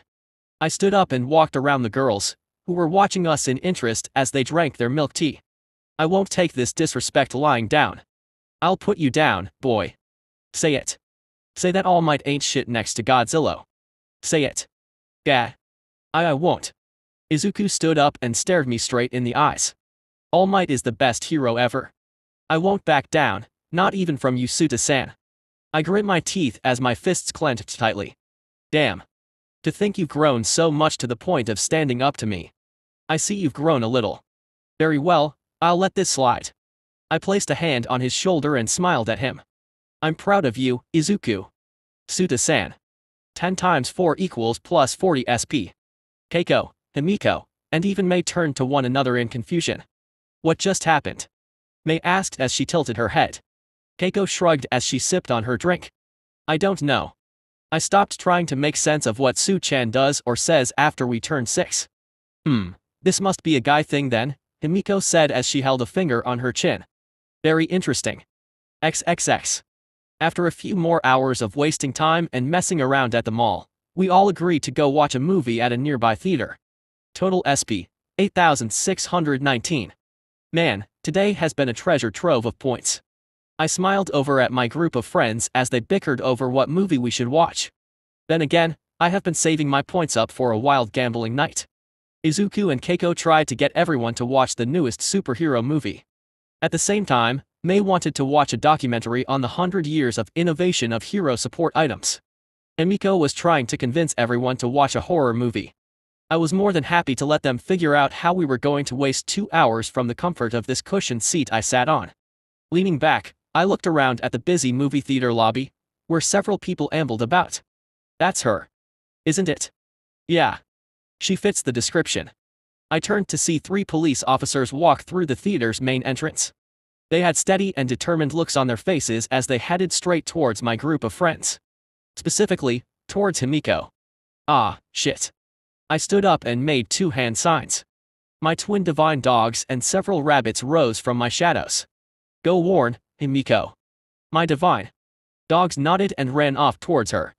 Thanks to Himiko wearing Maki's glasses, which let her see my shinigamis, Himiko quickly saw my divine dogs and rabbits. The dogs pawed at her leg and turned to the police. Her eyes grew wide in fear before she quickly slipped on her medical mask. I'm sorry. I have to go home. Something important came up. Himiko abruptly said as she dashed away from the confused group. Toga-san. Izuku said as Mei watched in confusion. Himiko-chan. What's wrong? Keiko called out, but Himiko was already gone. Seeing her run, The officer sped up but didn't run after her in order not to raise a panic in the public. Alright, let's do this. Cracking my neck, I walked over to a distracted couple and snatched one of their coffees and napkins from their table. With a hot cup of coffee in hand, I headed straight at the police officers and accidentally crashed into one of them, spilling hot coffee all over his chest and face. Gah! The officer cried out in pain as he quickly tried to rub off the coffee from his face. +5 SP. I am so sorry. I just spilled a very hot liquid all over your face. I yelled as I tried to help the officer by patting his clothes with my napkin. I dabbed his face, chest, and, finally, legs. While I was at it, I winked at my rabbits, launching them into action. 2 of the rabbits rushed over to the officer I was patting and quickly tied their shoelaces together. As they got to work, I quickly lowered myself and extended my leg, causing the second incoming officer to trip and fall. Whoa there. I didn't see you. I cried out with a spin, spilling all of the remaining coffee into the third and final officer's face, causing him to scream and grab his face in pain. Here, let me help you. +5 SP. I reached over to a nearby table and ripped off its tablecloth, leaving all of the contents on top of the table in place. I wrapped the tablecloth around the third officer's head, blinding him as my rabbits tied his laces together. Moving over to the fallen officer, I winked at my rabbits as they finished tying his laces as well. They gave me a thumbs up and melted into the shadows. Officer! Officer! Let me help you. As I moved to help the fallen officer, I ended up tripping on nothing, causing me to fall over him. Gah! I'm so clumsy. I'm all thumbs today. 5 times 3 equals +15 SP. Get out of the way, kid. The officers glared at me and tried to run where they had last seen Himiko go, but they all ended up tripping due to their tied shoelaces. Can't believe that worked, I muttered as I walked away from the struggling officers. Reaching the others, I saw that they were too worried about Himiko's disappearance to have seen my performance. How sad. Hey, guys. What's up? I asked them. I then looked around with a look of suspicion. Where's Himiko? Su-chan. Keiko cried out as she grabbed one of my jacket sleeves. Himiko-chan suddenly left. I tried to call her, but she won't pick up. I'm worried about her. She looked really scared. We have to go after her. What if she's in some kind of trouble? Izuku said with a concerned expression while Mei nodded. Okay, let's go after her, then, I said as I looked over my shoulder to see the confused officers scanning the lobby. Let's get moving. XXX. There you are. I walked over to Himiko as she sat on the rooftop of my house with her knees against her chest. Sitting down next to her, I looked out at the dark star-filled night sky. A soft hiccup escaped Himiko as she buried her head into her knees. I was having so much fun. I know. I wrapped my arms around her as she leaned her head into my chest. Her sobs shook my chest as she cried. They were worried about you, you know. They didn't give up looking for you until I forced them to stop. I whispered as I rubbed her left arm. You made some really good friends, Himiko. There will be a lot more opportunities for you to hang out with them. +15 SP. It'll just happen again. They'll keep looking for me. Himiko said as she looked up at me with tears streaming down her face. It's not fair. I don't want to live like this. I just want to be free. I said nothing but pulled her in tighter as she continued to cry into my chest. A cold feeling swelled in my chest as I brushed her hair. Don't worry, Himiko. You will be. I promise. Chapter 26, No. 26, The ends justify the means. The reverse curse technique, a rare and exclusive ability in the world of Jujutsu Kaisen. The process of turning negative energy into positive energy is simple in theory. A negative multiplied by another negative creates a positive. That should mean that I should be able to multiply my cursed energy by itself to create reversed cursed energy. Sadly, it wasn't that simple. Reversed cursed energy, or RCT, is mainly used to heal oneself or another. The latter is much harder to do, considering only 3 characters could do so in JJK. Those being Shoko, Yuta, and Sukuna. Not even the strongest sorcerer of the modern era, Gojo Satoru, could heal someone else with his RCT. RCT is capable of healing large wounds, poison effects, or even healing an entire lost limbs back, thus making having the RCT in your arsenal a massive boon. There was also another bonus effect of the RCT besides healing. That is the ability to fuel one's cursed technique with positive energy to create its reversal. Gojo's reversal. Red is a prime example. The only caveat of our CT is its formidable complexity. It's incredibly hard to use and understand, a challenge that only a handful of Jujutsu sorcerers in JJK have managed to overcome. Those sorcerers were either geniuses or extremely talented at Jujutsu. The skill ceiling on this technique was practically among the stars, considering that I've failed to grasp how to use it over the past 6 years. Not even the boost of understanding granted to me from a black flash helped me get any closer to understanding the core of cursed energy. I really hope I don't have to be nearly killed like Gojo to understand our CT. Even then, I doubt it's a guaranteed skill to learn when I'm bleeding out. Standing atop the rooftop of an old building in my Jujutsu uniform, I leaned against the gritty concrete, letting the cool evening air wash over me. Before me sprawled the city of Osaka, its skyline punctuated by a blend of sleek glass towers and aged brick structures, each one telling a story of its own. Cars raced along the avenues, their headlights streaking past like shooting stars against the darkness. I could hear the distant echoes of laughter and conversation, hints of life woven into the fabric of the night. The aromas of street food wafted up, teasing my senses with the promise of adventure and indulgence. There he is. I looked down at a lone male student with black, unkempt hair. He had a striking resemblance to Izuku that one wouldn't be remiss in assuming Hasashi cheated on Inko. He was dressed in an expensive-looking school uniform as he walked down the lone street towards his home. "Hello there, Saito," I muttered as my black tattoos burned to life. Brushing my hair back, I grinned at the unsuspecting student. "About time you showed up." I raised my hands, fingers spread, placing one in front of the other while my thumbs hooked on one another. "New. XXX. General point of view." "Yes, Mom. I'm fine. Just a little tired," Saito said as he spoke on his phone. "I should be home in a few minutes, okay? Alright, see you soon." Slipping his phone into his pocket, Saito jumped. As a deafening roar echoed around him, Saito turned with his heart racing in his chest, just in time to see a shadowy form swoop down from the darkening sky. What was that? Saito thought as he looked around the sky in fright. A villain. Before he could scream or run, a tight pressure latched onto his shoulders, lifting him effortlessly into the air. Panic surged through Saito as he dangled high above the ground from the invisible force, his home city sprawling like a patchwork quilt below. "Saito, right?" A sudden voice said from above, causing Saito to look up and see a hooded figure somehow standing in thin air above as they flew through the sky. Who are you? What is this?" Saito's yells pierced the blowing winds as he thrashed and kicked, but whatever was holding him had an ironclad grip. Sukuna grinned at Saito but remained silent. Saito yelled in fright as they jerked upwards into the air. They grew higher and higher, up until the point that the city below seemed so small. "Oh God! Oh God!" Saito muttered in terror as his body came to a stop in place in the sky. "So high. I'm going to die." "Ah, don't worry. You won't die," Sukuna said as she looked down at Saito with a grin. "That is if you do as I say." What do you want?" "It's simple really. A month and a half ago, a girl named Toga Himiko stabbed you and drank your blood."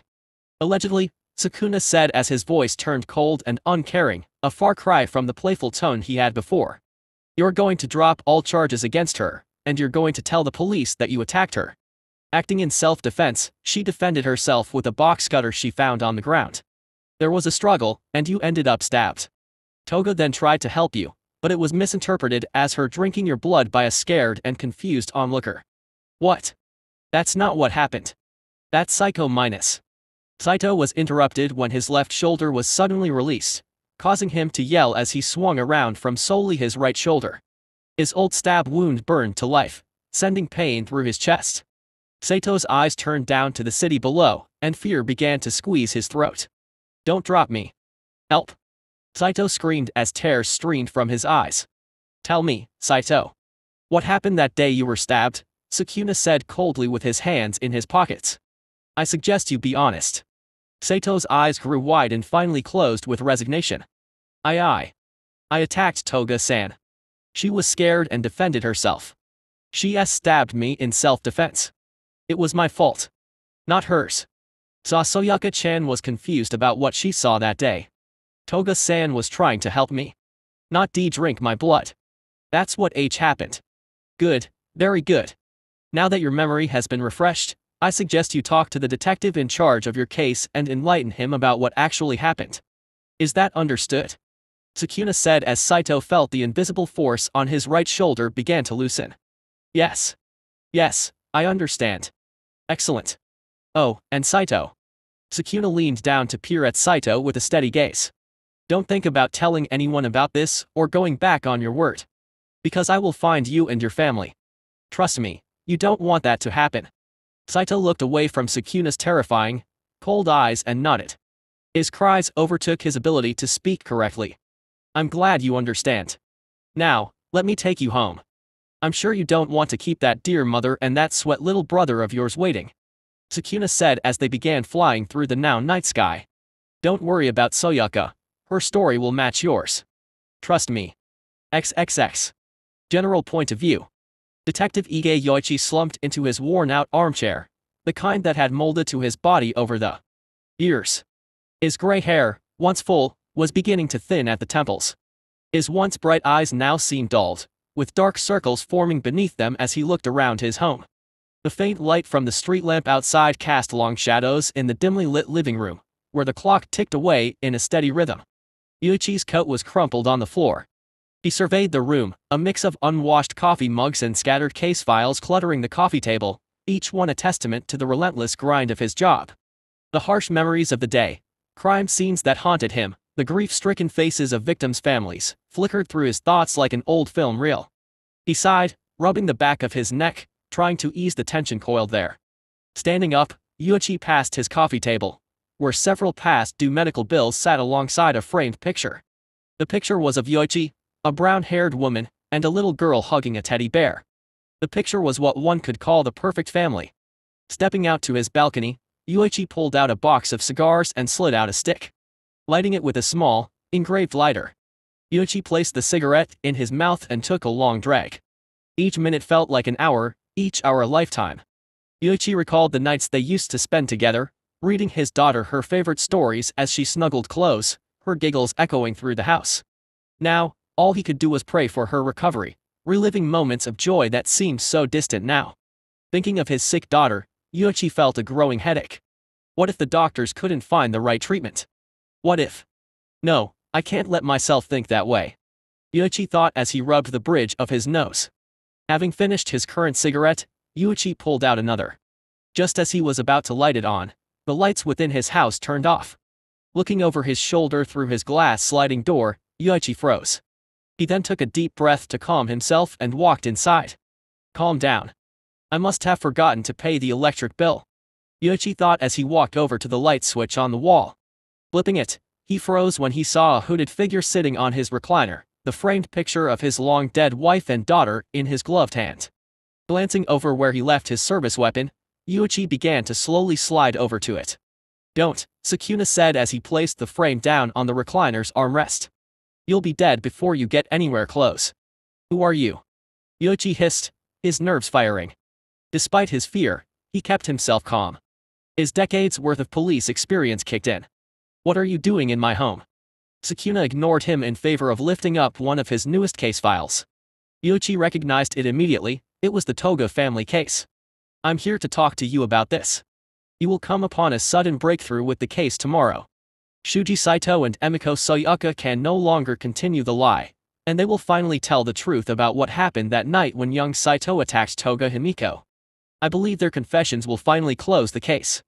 Yuichi swallowed the built-up saliva in his mouth, his face covered in a nervous sweat. What have you done to those children? Me? Oh, nothing. Nothing at all.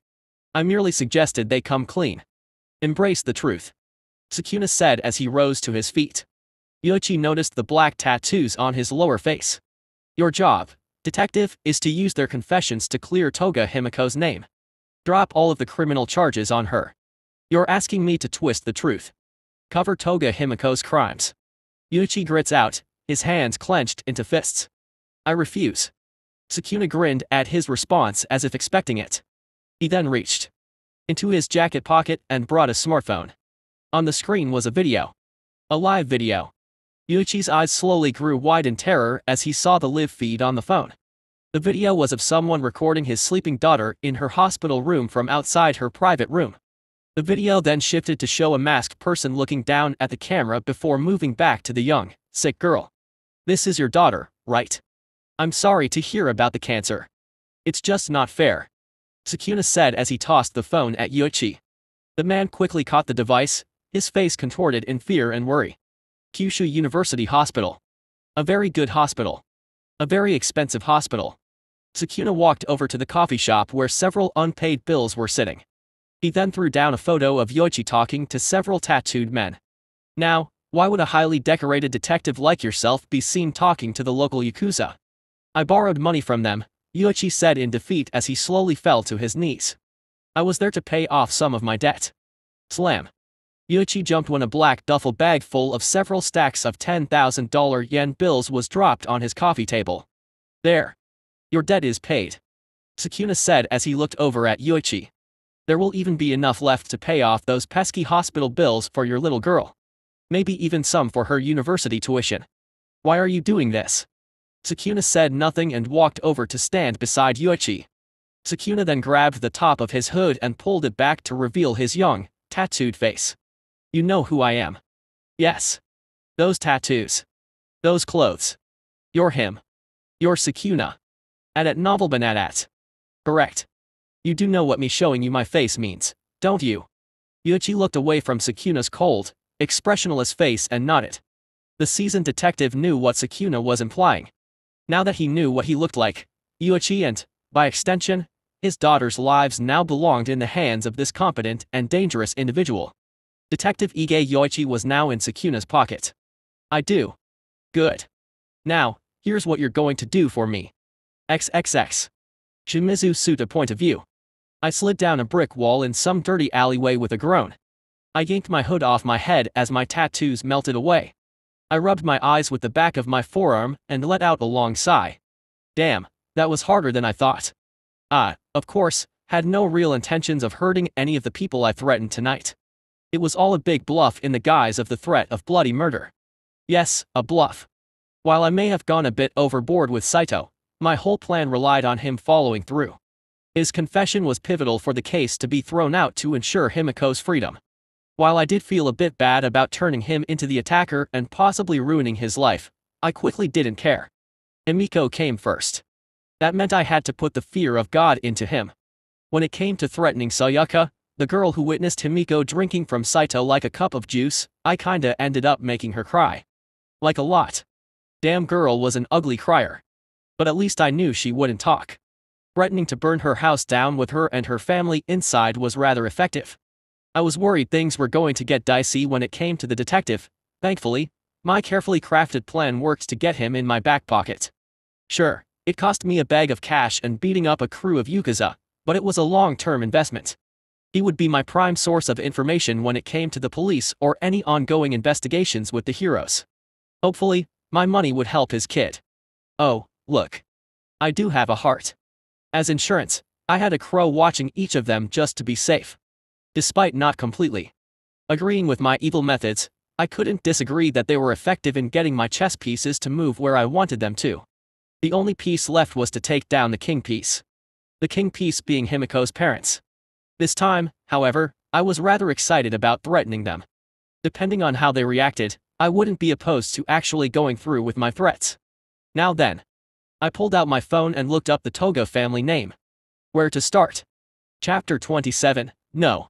27, Mind Shift. General point of view. Toga Kazuhito adjusted his tie as he stepped out of the Love Hotel behind him, ready to make the journey home now that some of his stress had been relieved. The dark bustling streets were alive with the sounds of honking horns, chattering pedestrians, and the distant strains of music wafting from nearby cafes. Kazuhito was a man in his late 40s with dark blonde hair and yellow eyes. He had an angular face with droopy, tired eyes. The man was dressed in his business attire while a suitcase swung back and forth in his hand. He navigated through the throngs of people, his briefcase swinging lightly at his side. The aroma of street food filled the air, from sizzling ramen to sweet street desserts, tempting him to pause and indulge. Exactly like he did with the whore he hired on a weekly basis. A habit he picked up ever since that monster did what she did. Ruining his family name. Kazuto's mind traveled back in time to when the demon that was once his daughter was once his sweet little girl. However, it all changed when he and his wife saw her holding a bleeding bird with a large, evil smile. It was then that he realized her true nature. Why? Why did I help give birth to a thing like that? Kazuhito thought as he rubbed his tired face. Why couldn't she have been like her brother or sister? As he strolled along the crowded sidewalks, Kazuhito took in the sights of the city that once seemed so vibrant. Now, it was colorless and dull before his eyes.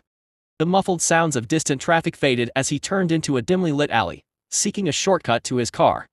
Entering the parking lot where his car was located, Kazuhito reached into his pocket for his car keys. Suddenly, his nose twitched as he sensed a presence behind him. This was thanks to his quirk, which was called Blood Radar. His quirk allowed him to feel the presence of anyone with blood. However, it was rather weak and only expanded out to 2.5 meters. Turning around, Kazuhito looked around at the empty parking lot with confusion. Did I imagine it? Kazuhito muttered. An unnerving silence fell over the parking lot. Not even the constant sounds of the bustling city could be heard. Out of nowhere, the sound of approaching footsteps filled the once quiet air. Before Kazuhito could react, a pair of strong hands grabbed him, pulling him into the darkness. Panic surged through him as he struggled against their incredibly strong grip.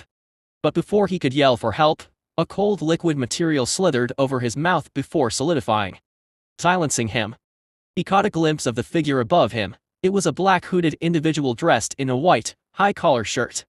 But what caught Kazuto's eyes were the tattoos on his attacker's face. That and the large, bloodthirsty smile on his face. Kazuto's heart raced. He had no idea what the hooded figure wanted. All he knew was that this individual was much stronger than him. Despite that, Kazuhito tried his best to escape their hold before a heavy blow landed on the side of his head. As his consciousness left him, Kazuhito heard the figure finally speak. "Be sure to wake up soon, Toga-san," Sukuna said mockingly. "You and I have a lot to talk about." XXX. Shimizu Suta point of view. The room I stood in loomed large, an expanse of faded shadows that seemed to stretch endlessly. The high ceiling was lost in the darkness, where cobwebs hang like tattered curtains, swaying slightly with the occasional draft. The air is thick and stale, carrying a musty odor. At novel banadat. Walls painted a once bright color are now dulled by time, are cracked and peeling, and reveal the bare, rough stone beneath. In one corner, an old wooden chair stands as a solitary piece of furniture, its surface scratched and splintered. Flickering light from a solitary overhead bulb casts erratic shadows across the floor, where dust particles swirl like tiny ghosts caught in a dance. The floorboards creaked ominously underfoot as I stepped up to the sleeping man. Smack. "Wake up already," I said as I watched Himiko's dad wake up from his little nap. Plus 10 SP. He blinked as he shook his head, eyes blinking in confusion. Kazuhito tried to move, but the fact that I tied his arms and legs to a rickety old steel chair made it an impossible task. Where minus. Smack. Plus 10 SP. I slapped the blonde man again, interrupting his dumb question.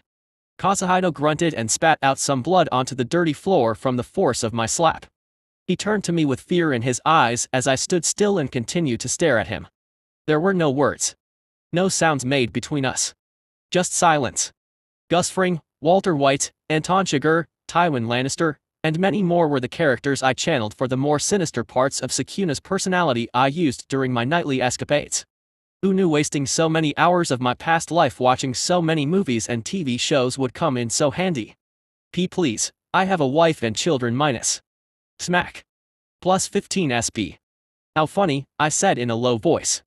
An unfaithful cheating husband who called one of his children a demon and threw her away at the first sign of trouble is using his family to bargain for his life. Don't you think it's funny? The tied-up toga patriarch looked down at his bare feet, his eyes tearing up. Seeing this caused me to glare at the man. What do you want from me? I looked behind the man where one of my toad Shikigami sat, nodding. The toad shot out its tongue and wrapped it around Kazuto's throat.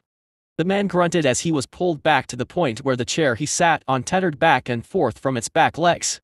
Kazuhito looked around in fear as he tried to maintain the chair's balance from whatever invisible force was holding him. His breathing was starting to become labored as my toad's tongue slowly began to tighten. I don't want anything from you, you failure of a father. I walked over to stand beside the man, my hands in my pockets. But I do want you to do something for your daughter, Toga Himiko. Plus 10 SP. Kazuto's eyes grew wide in realization. The fear he once had in his eyes turned to shock and then anger, causing his already red face to become a bright crimson. She did this, didn't she? She hired you to do this to me. Kazuhito yelled with a red face, the pressure around his neck forgotten. That damn demon. I knew I should have minus. Smack. Plus 10 SP. For the first time in several years, I felt anger rise within me.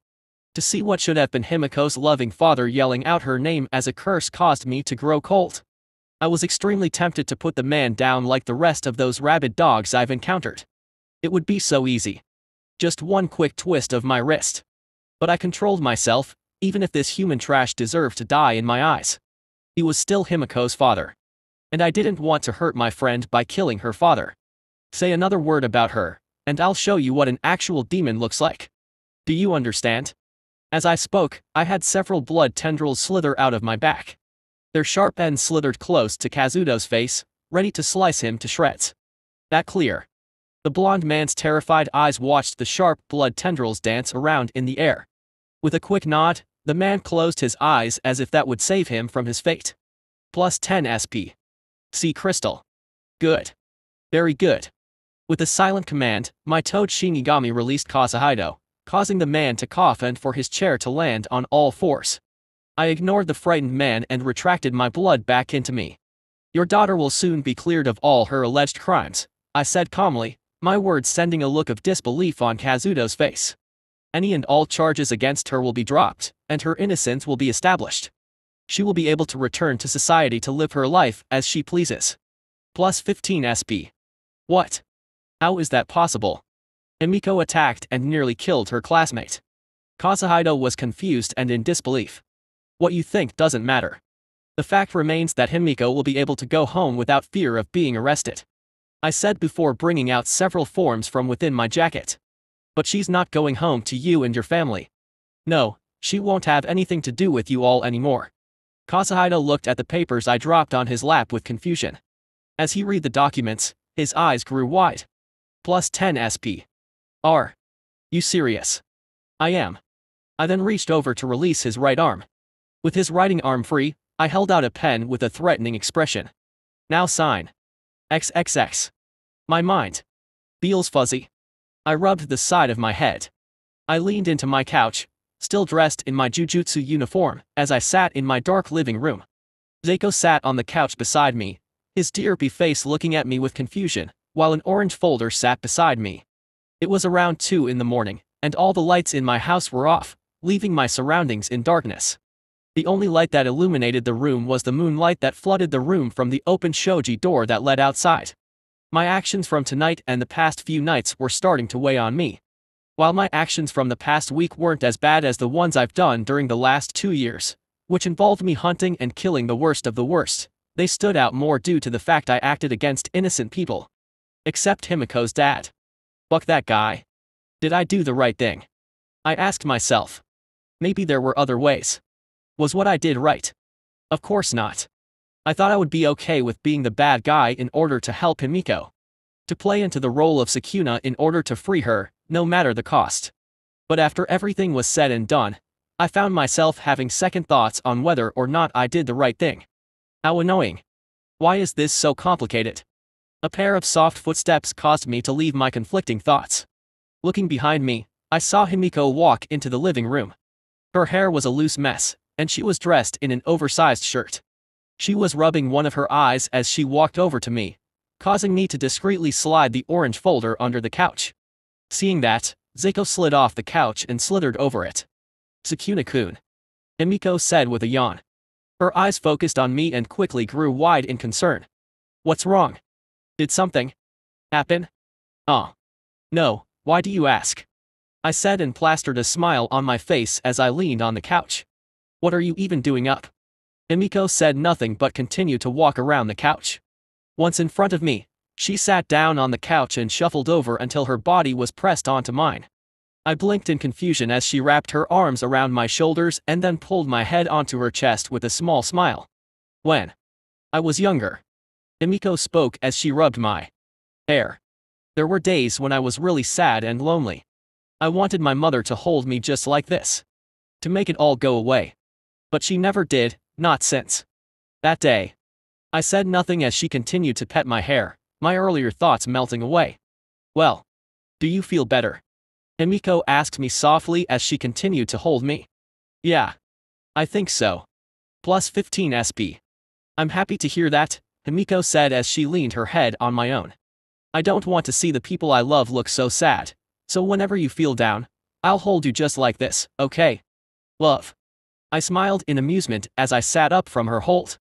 Himiko smiled and nodded. Yes. I love you. You accept and understand me for who I am, and you let me suck your blood. You even gave me a home where I can be who I want, and you shared your friends with me. People I've come to love as well. Himiko blushed brightly and hugged my arm. You're important to me, Sukuna-kun. So I'll always be there for you. No matter what happens. I sat in silence as Himiko hummed a little song to herself as she continued to cling to my arm. I wasn't sure if the love Himiko felt for me was romantic or if she was just using the word as a term of endearment. Her canon self did throw that word around pretty loosely, after all. Then again, I supposed it didn't matter which one it was. Thank you, Himiko, I said, causing her to look at me in wonder. You just helped me come to terms with what I was struggling with. I did. Great. Plus 20 SP. I smiled at her as the two of us continued to sit on the couch, enjoying each other's presence and company. I see now. It doesn't matter what I have to do to keep those I care about safe and happy, even if it means threatening, torturing, or killing those who wish them harm. As cringe as it sounds, I'll do whatever it takes to keep those I care about safe. Because, in the end, they're all I really have in this world.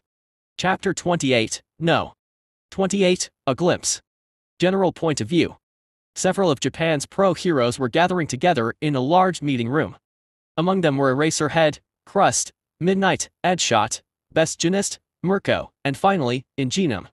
These heroes were seated around a long table as 24 police officers stood in front of the room's walls. Great, now that we're all here, we can begin. Detective Tsukochi Naomasa said as he walked up to the large projector screen in the front of the room. I gathered you all here due to the urgency of the matter at hand. Naomasa pointed the small remote in his hand towards the projector screen.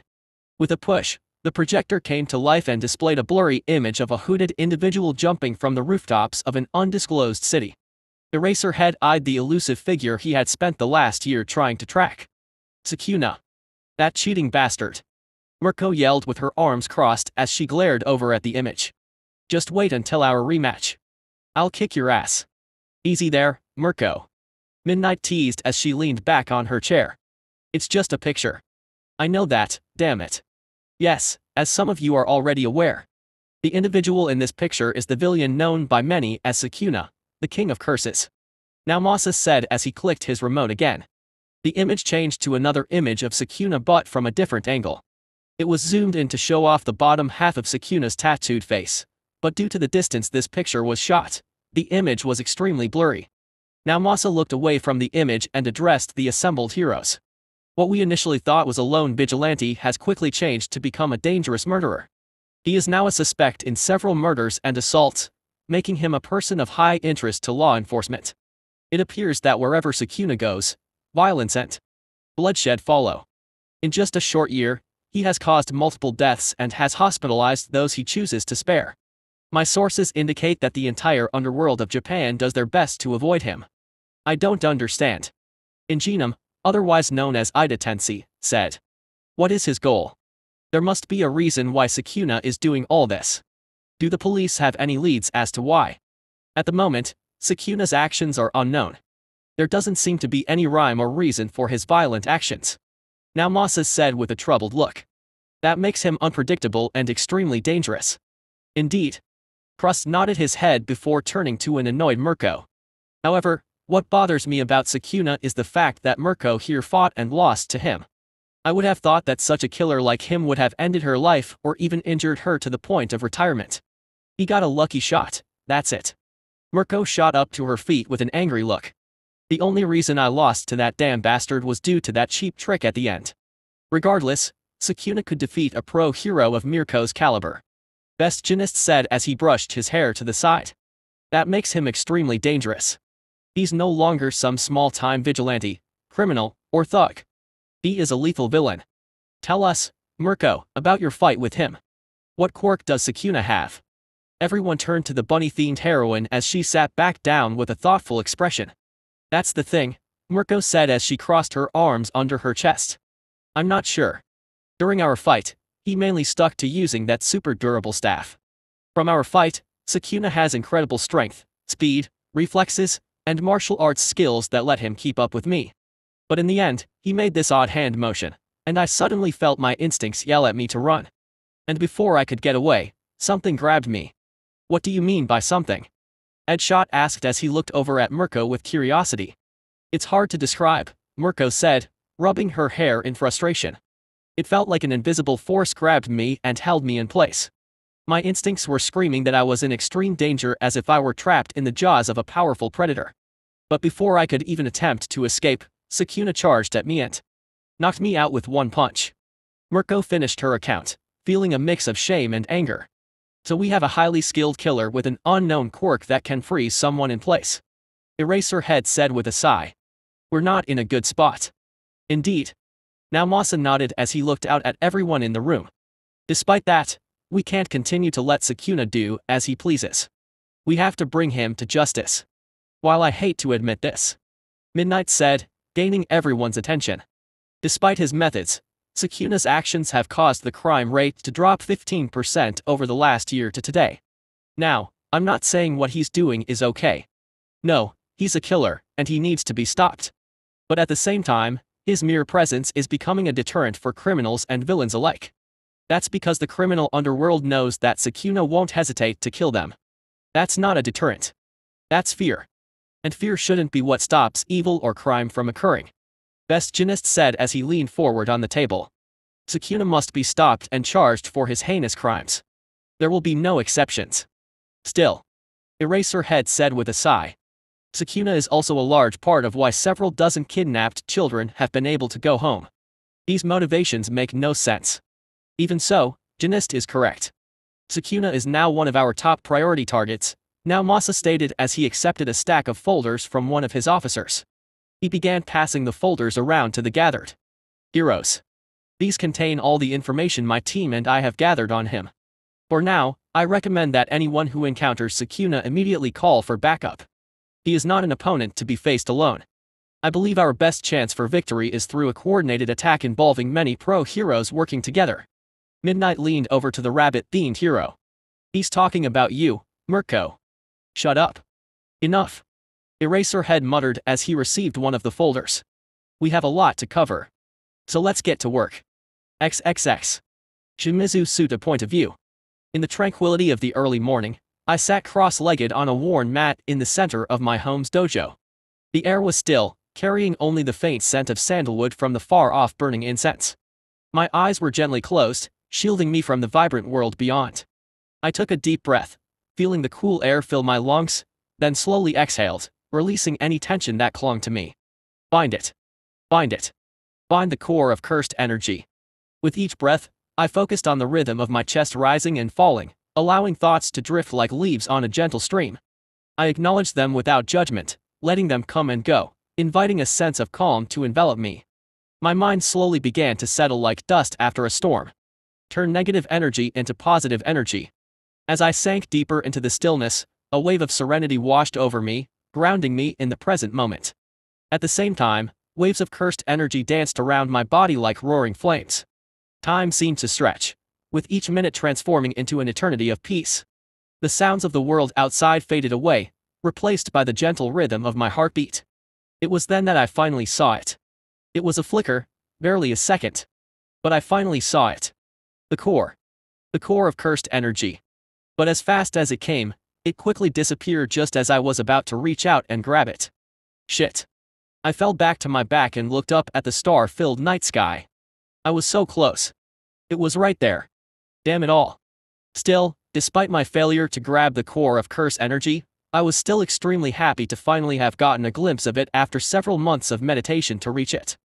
It was only a matter of time before I learned the reversed curse technique. Sure, I could use round deer to heal myself, but I didn't want to rely on my Shikigami all the time. I needed to be able to heal my body on my own. Ah, I muttered as it finally hit me that I had meditated all day. Not again. Sukuna-kun. You're finally done. I was getting worried for a second there. I looked over to see Himiko dressed in her pajamas as she walked out of our house, a small smile on her face. In her hands was a bucket full of ice and water. Himiko. Yes. What's that bucket for? Oh, I was worried you turned to stone, so I was going to dump this on you to check. At novel banadat. Plus 10 SP. Thanks. Himiko nodded and spun back to go back inside. You're welcome. I put your dinner in the fridge, by the way. I'm going to bed now, good night. Yeah. Good night. I nodded numbly at her as she closed the sliding door before standing up. I moved around and stretched my stuffed joints with a nervous expression. She had been in a lot better spirits after she had called Keiko, Izuku, and even made back to let them all know she was okay after running off that day. They had all accepted her apology rather quickly, causing Himiko to glow with glee, knowing that her new friends didn't hate her. She and Keiko were even in the talks of setting up some sort of get-together or sleepover with just the three girls. The fools, good luck getting May to agree to come along. I need an alarm clock. As I was finishing my stretches, I grinned. And decided to check on my luck today. With a snap of my fingers, the gacha machine that's been the bane of my new gambling addiction popped into existence. Total SP, 12,710. It's not gambling night, but let's see what you got for me tonight, gacha gods. I'm feeling lucky, I said as I used enough points to get a platinum tier reward pull. Grabbing the glowing prize ball, I tossed it in the air with an amused smile before snapping it open. Maybe I'll get a special grade cursed weapon. I wouldn't say no to the split soul katana. It'll go well with playful Cloud Minus. You have pulled Gojo Satoru's curse technique, Limitless. Rank, Platinum. I felt my breath leave me suddenly as I fell to my knees. The knowledge of how to use the Limitless filled my brain in an instant. This was it. I did it. Before I could jump for joy and thank the benevolent gacha gods, my brain jerked to a stop when it sensed a missing qualification in order for me to use the Limitless technique. The 6 eyes. Crap baskets. Chapter 29, No. 29, Free. The aroma of freshly brewed coffee filled the air as Himiko and I settled into a corner booth at the cozy cafe. Sunlight streamed through the large windows, casting a warm glow over the polished wooden tables. The gentle hum of conversation and the clinking of cutlery added to the inviting atmosphere. After receiving our orders, I sipped on my black coffee while Himiko indulged in a rich mocha, its chocolatey sweetness bringing a smile to her face. Only for it to quickly melt into a nervous expression. Relax, Himiko. Trust me, it's all going to be fine. I do trust you. It's just. I can't help but be a little nervous, Himiko confessed, her eyes darting around the cafe, a hint of fear in them. Don't be, I said as I grabbed her hand. Everything is going to be fine. I made sure of it. Plus 20 SP. Himiko nodded and took another sip of her drink. Despite my attempt to calm her down, she still looked a little nervous. The two of us continued to wait for our guest in the cafe. With each bell ring of the cafe's door, Himiko seemed to grow even more nervous. He's here, I said without looking up while I sipped my second coffee. Himiko let out a cute squeak as the cafe's bell chimed once again. Entering the cafe was no other than Detective Ige Yoichi. His aged eyes scanned the cafe before falling on me and Himiko. He froze momentarily when our eyes met. A slow grin rose on my face as I watched him swallow the lump in his throat. After taking a deep breath, Yuichi walked over to us and placed his briefcase on our table. As he sat down, Himiko slid over until her body was pressed against mine. Detective Ige, I said with an easygoing tone. My face was etched into one of superiority, resembling a certain king of heroes. I was beginning to think you wouldn't show. At novel banadat. Plus 10 SP. Sorry. Getting everything in place took some time. Yuichi said as he opened his briefcase. He then looked over to Himiko. It's nice to finally meet you, Toga-san. I'm Detective Ige Yoichi. I'm glad to see you're alright. Ah, yes, Himiko said without looking at the detective, her eyes scanning the windows and doors for any uninvited guests. Are you the one who has been handling my case? Indeed I am. Or at least, I was. Himiko said in confusion as Yoichi slid over several sheets of paper to her. Clicking on a pen, he held it out to Himiko. Write down your version of events from that day. Once I receive that, I'll take care of the remaining bits of the investigation to close it. It should be but another few days before I can clear you. Himiko said numbly. Clear me? What do you mean? Raising an eyebrow, Yuichi turned to me questioningly. I smiled innocently and took another sip of my drink. Sighing, Yuichi looked back to Himiko. Shuji Saito and Emiko Soyuka have revealed the truth about what actually happened at Corellia Junior High 3 months ago. Shuji Saito confessed to me that he attacked you because you rejected him. In anger, he tried to attack you. In order to defend yourself from a much larger and stronger attacker, you found a nearby box cutter and struck him. Emiko Soyuka has also admitted that she was under the influence of hallucinating drugs the day she witnessed the incident involving you and Saito. What she thought was you drinking his blood through a straw was actually a misinterpretation. Once her mind was cleared of the drugs, Soyuka was able to recall that, in actuality, you were attempting to give Saito first aid. Himiko blinked numbly and nodded. She then turned to me with a questioning glance, only to receive a smile from me. Plus 40 SP. Yes. That's right. Himiko said with a frown, leaning into the story. That's what happened. Yuichi closed his eyes and sighed, almost as if in disappointment. I see. I need you to retell those exact events in writing. Once I submit those, you will be cleared of any crimes and wrongdoing. You will be free to rejoin society with a clean record. Nodding, Himiko quickly began to do what she was told, but she stopped. What's going to happen to Saito-kun and Soyuka-chan? Himiko whispered, a tinge of regret in her voice. I glanced at her and watched as she waited for Yoichi's response. Saito is currently in a juvenile detention center where he will serve his time for his crime. Sayaka's case is still being determined. My guess is that she will also face some time in a detention center. But that's still to be determined by a judge. Yoichi said as he then reached into his briefcase to pull out another stack of papers. This is also for you, Toga-san. Accepting the papers, Himiko read them over with steadily widening eyes. For the first time today, a large, bright smile broke out on her face, a clear sign of her relief and joy. Is this for real? Indeed, Yuichi muttered and eyed me with a careful gaze, his caution evident. Your parents have signed a private agreement stating they will have no more to do with you and that any family ties you have with them are no more. As of today, you are free to live your life as you please. Does that mean that I'm free? Yes, Himiko, I said, causing the happy girl to turn to me. Tears pooled in her eyes. You're free now. Plus 250 SP. XXX. The sun hung high in the sky, casting a warm golden light over the park as Himiko and I strolled along the winding path. The air was fresh, scented with blooming flowers and the distant aroma of a nearby food cart, where laughter mingled with the sound of sizzling. Look at those ducks, Himiko pointed, giggling softly as a cluster of mallards splashed in a small pond, quacking loudly as they fought over breadcrumbs tossed by an enthusiastic child. Her face was free of any medical mask or hood to hide her identity. I glanced over, a smile creeping onto my face. They seem to have their priorities straight, I replied, raising an eyebrow playfully. A perfect picture of chaos.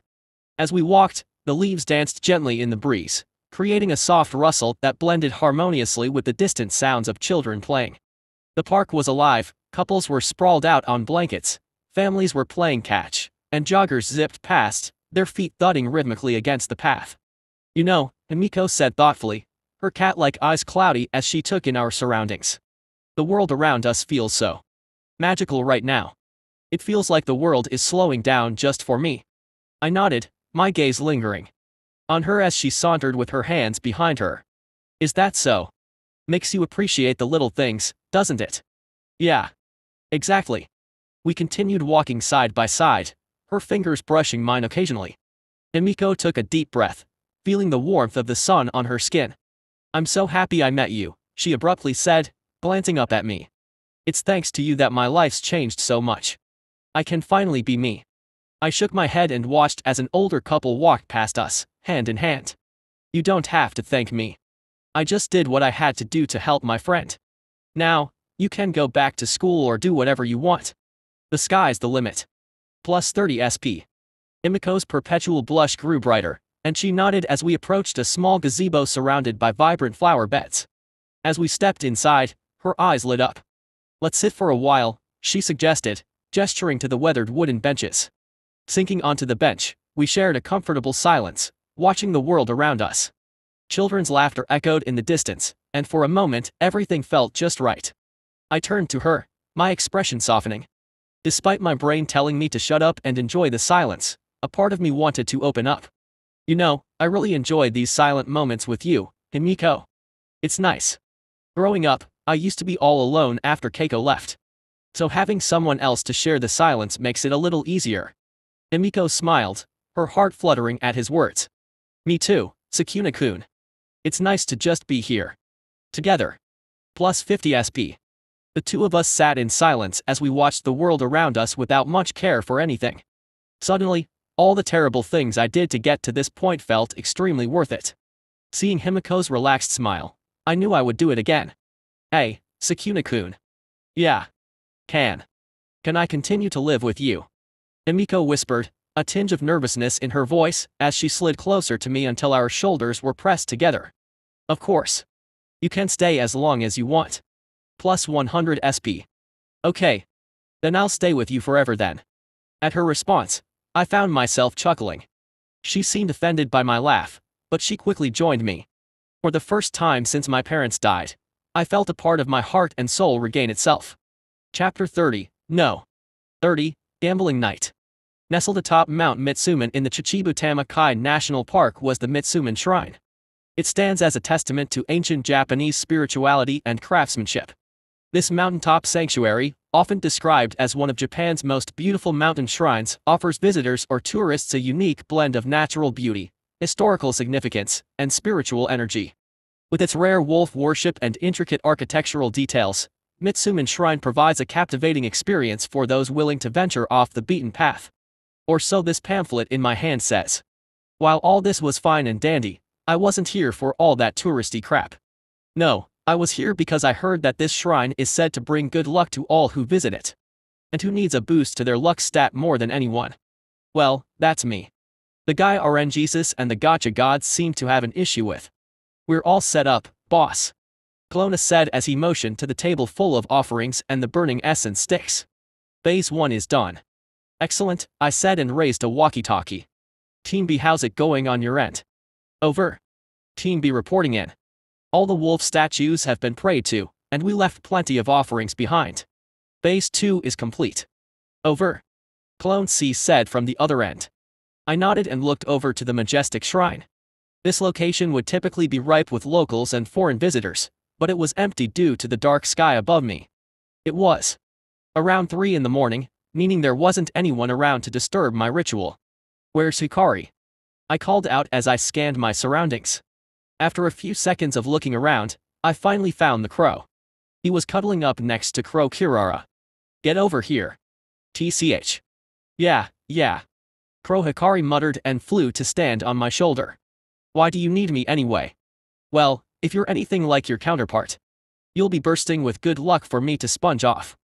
I said while holding up some corn for him to eat, which he did. After all, tonight we gamble away my hard-earned saved-up points. Ah. I see. Let's gamble it all away then. Crow Hikari said as he began to dance a little crow dance while rave music started to play in the background. Looking back, I saw 2 of my clones dancing while a large portable speaker sat on the ground. Alright, knock it off. I yelled, causing one of the clones to turn off the music. Buzzkill. Who invited him? Yeah, Zico muttered from his spot on a lawn chair. I ignored their comments and brought out the prayer beads from my black and white kimono. With a snap of my fingers, the gacha machine materialized to life. I then dismissed my clones and took a deep breath. Total SP, 9,949. I was somehow lucky to have pulled the Limitless a week ago. Now all I need to do is get the 6 eyes. Hopefully, all my preparations will come in clutch. I muttered and mulled over what to do. Let's see. While I could go all in and do 2 platinum pulls, I could waste almost all my points if they fail like those other 6 other tries I did over the year. No, I need to play this smart. Start small and do 1 platinum pull at the end. With my mind made up, I reached over to the machine and used enough points for 2 silver tier pulls. Most of the rewards were more junk or clothes, leaving only 2 worthwhile rewards. You have pulled Gakiganji Yoshinobu's guitar. Rank, Silver. You have pulled Miwa Kasumi's new shadow style techniques. Rank, Silver. Not bad, not bad. Okay, next. Moving up, I used enough points to do 2 gold tier pulls. Sadly, the majority of the pulls were some repeat skills, items, or techniques I already had. Fortunately, my last pull ended up being a decent reward. You have pulled Yoshino Junpei's Shikigami, Moon Dregs. Rank, Gold. Another Shikigami, I said as Crow Hikari and I watched a swirl of sea appear in the air before us. Quickly, the sea formed itself into a large, glowing jellyfish-like creature with several tendrils flowing about. Its large black eyes looked around before settling on me with an unfocused look. Hey there, I said without much care. My hands pressed together to unleash a piercing blood attack. I'm just going to ask you this once. Are you loyal to me? Fortunately for the jellyfish, it nodded and flew to stand behind me. Good. You will be known as Jello from now on, I said, causing Jello to tilt its head in confusion before nodding. I then commanded Jello to go chill next to Zeiko. Jello followed my order and glided over to my wormy companion. The two of them turned to one another before nodding in acknowledgement. Maybe all of the Shikigami I pull will be naturally loyal to me. Then again, Rika is a different case. She's incredibly loyal to Yuta, so who knows if she'll be like Zeiko or Jello. I said, turning back to the gacha machine. Ah, well. I'll leave future me to deal with that. Now then, let's keep going. I twisted the machine's dial after using 1500 SP for a diamond tier pull. As I waited for my reward, I grew more anxious now that I was at the more expensive tiers. I rubbed my prayer beads between my palms and prayed to any god who would listen. Come on, Jej. Give me something. Good. You have pulled Fushiguro Toji's The Chain of 1,000 Miles. Rank, Diamond. I mean, this is fine. It's fine. One more time. I turned the dial after spending another 1500 SP. I waited anxiously, my hands blurring as they rubbed the prayer beads, causing smoke to bellow out from the friction. Come on, come on, come on. Hikari. Dance. Boost my luck. You got it. Crow Hikari cawed and began to dance back and forth while Crow Kirara turned the music back on. You have pulled Zenin Naobuto's curse technique, projection sorcery. Rank, Diamond. Yes. Great pull. I pumped my fist and felt the knowledge of the technique fill my brain. Crow Kirara turned off the music and waited for her cue. I was going to blow my brains out if I got another repeat technique. Can you do that while I'm not around? Crow Hikari said as he flapped his wings. I ignored my crow and turned to my remaining points. I had 3,549 SP left. It's just barely enough for a platinum pull. I took a deep breath to calm my jittery nerves and reached for the gacha machine. Use 3,500 SP. Twisting the dial, my crows and I waited with bated breath as the machine vibrated and glowed. Due to the success with my last platinum pull that resulted in me gaining the limitless, I was worried all my good luck for the month was gone. Clink. Yo, boss. You got something. I did. I thought my mind was just coping. I reached out to the glowing prize ball and tenderly held it in my palm. I swallowed the lump in my throat as my mind whirled at what could be within the small plastic ball. Come on, give me something good. You have pulled Ryaman Sakuna's domain expansion, Malevolent Shrine. Rank, Platinum. Holy shit. I yelled, my eyes wide as saucers. Finally. A domain expansion. And not just any domain expansion. The domain expansion. Even though I was thrilled to have won one of JJK's best domains, I felt my mind hit a roadblock. I see. This is like the limitless. I said with a thoughtful expression. To use Malevolent Shrine, I must already have Sakuna's shrine technique. Without that, I can't use the domain. It's safe to assume that any other domain expansion I pull will need its original technique in order for it to work. TCH. I should have gotten Chimera Shadow Garden or Coffin of the Iron Mountain, then. I flopped onto the ground and looked at the night sky with a disappointed but happy smile. Regardless, I got some great rewards today, I said, placing my hands behind my head. I wonder how the girls are doing. XXX. General point of view at Novelban. 3 girls, Keiko, Mei, and Himiko, sat on the carpeted floor, surrounded by colorful blankets and pillows in Keiko's bedroom. The soft sounds of conversation and the playing movie on the blue-haired girl's laptop filled the air. Keiko, dressed in her pajamas, excitedly pulled out a deck of cards out of her closet. Himiko, wearing an oversized shirt she had borrowed from Suta's closet, continued to style Mai's hair. Meanwhile, Mei, who was dressed in a loose shirt and shorts, nestled deep into the pile of cushions she had created for herself while Himiko worked on her hair. In Mai's hands was the latest issue of Inventor's Weekly. It was all she was able to grab before her mother all but snatched her from her room before driving her to Keiko's house for a normal girl sleepover. "How about a game of girls?" Keiko asked as she crawled over to Mai's pile of cushions. "That depends. How much are we playing for?" Mei asked as she flipped a page in her magazine. "You and Su-chan play for money a lot, don't you?" she quipped, her tone light and playful. "Yup." Mei smiled as she looked up from her magazine. "But he usually ropes my papa in, too."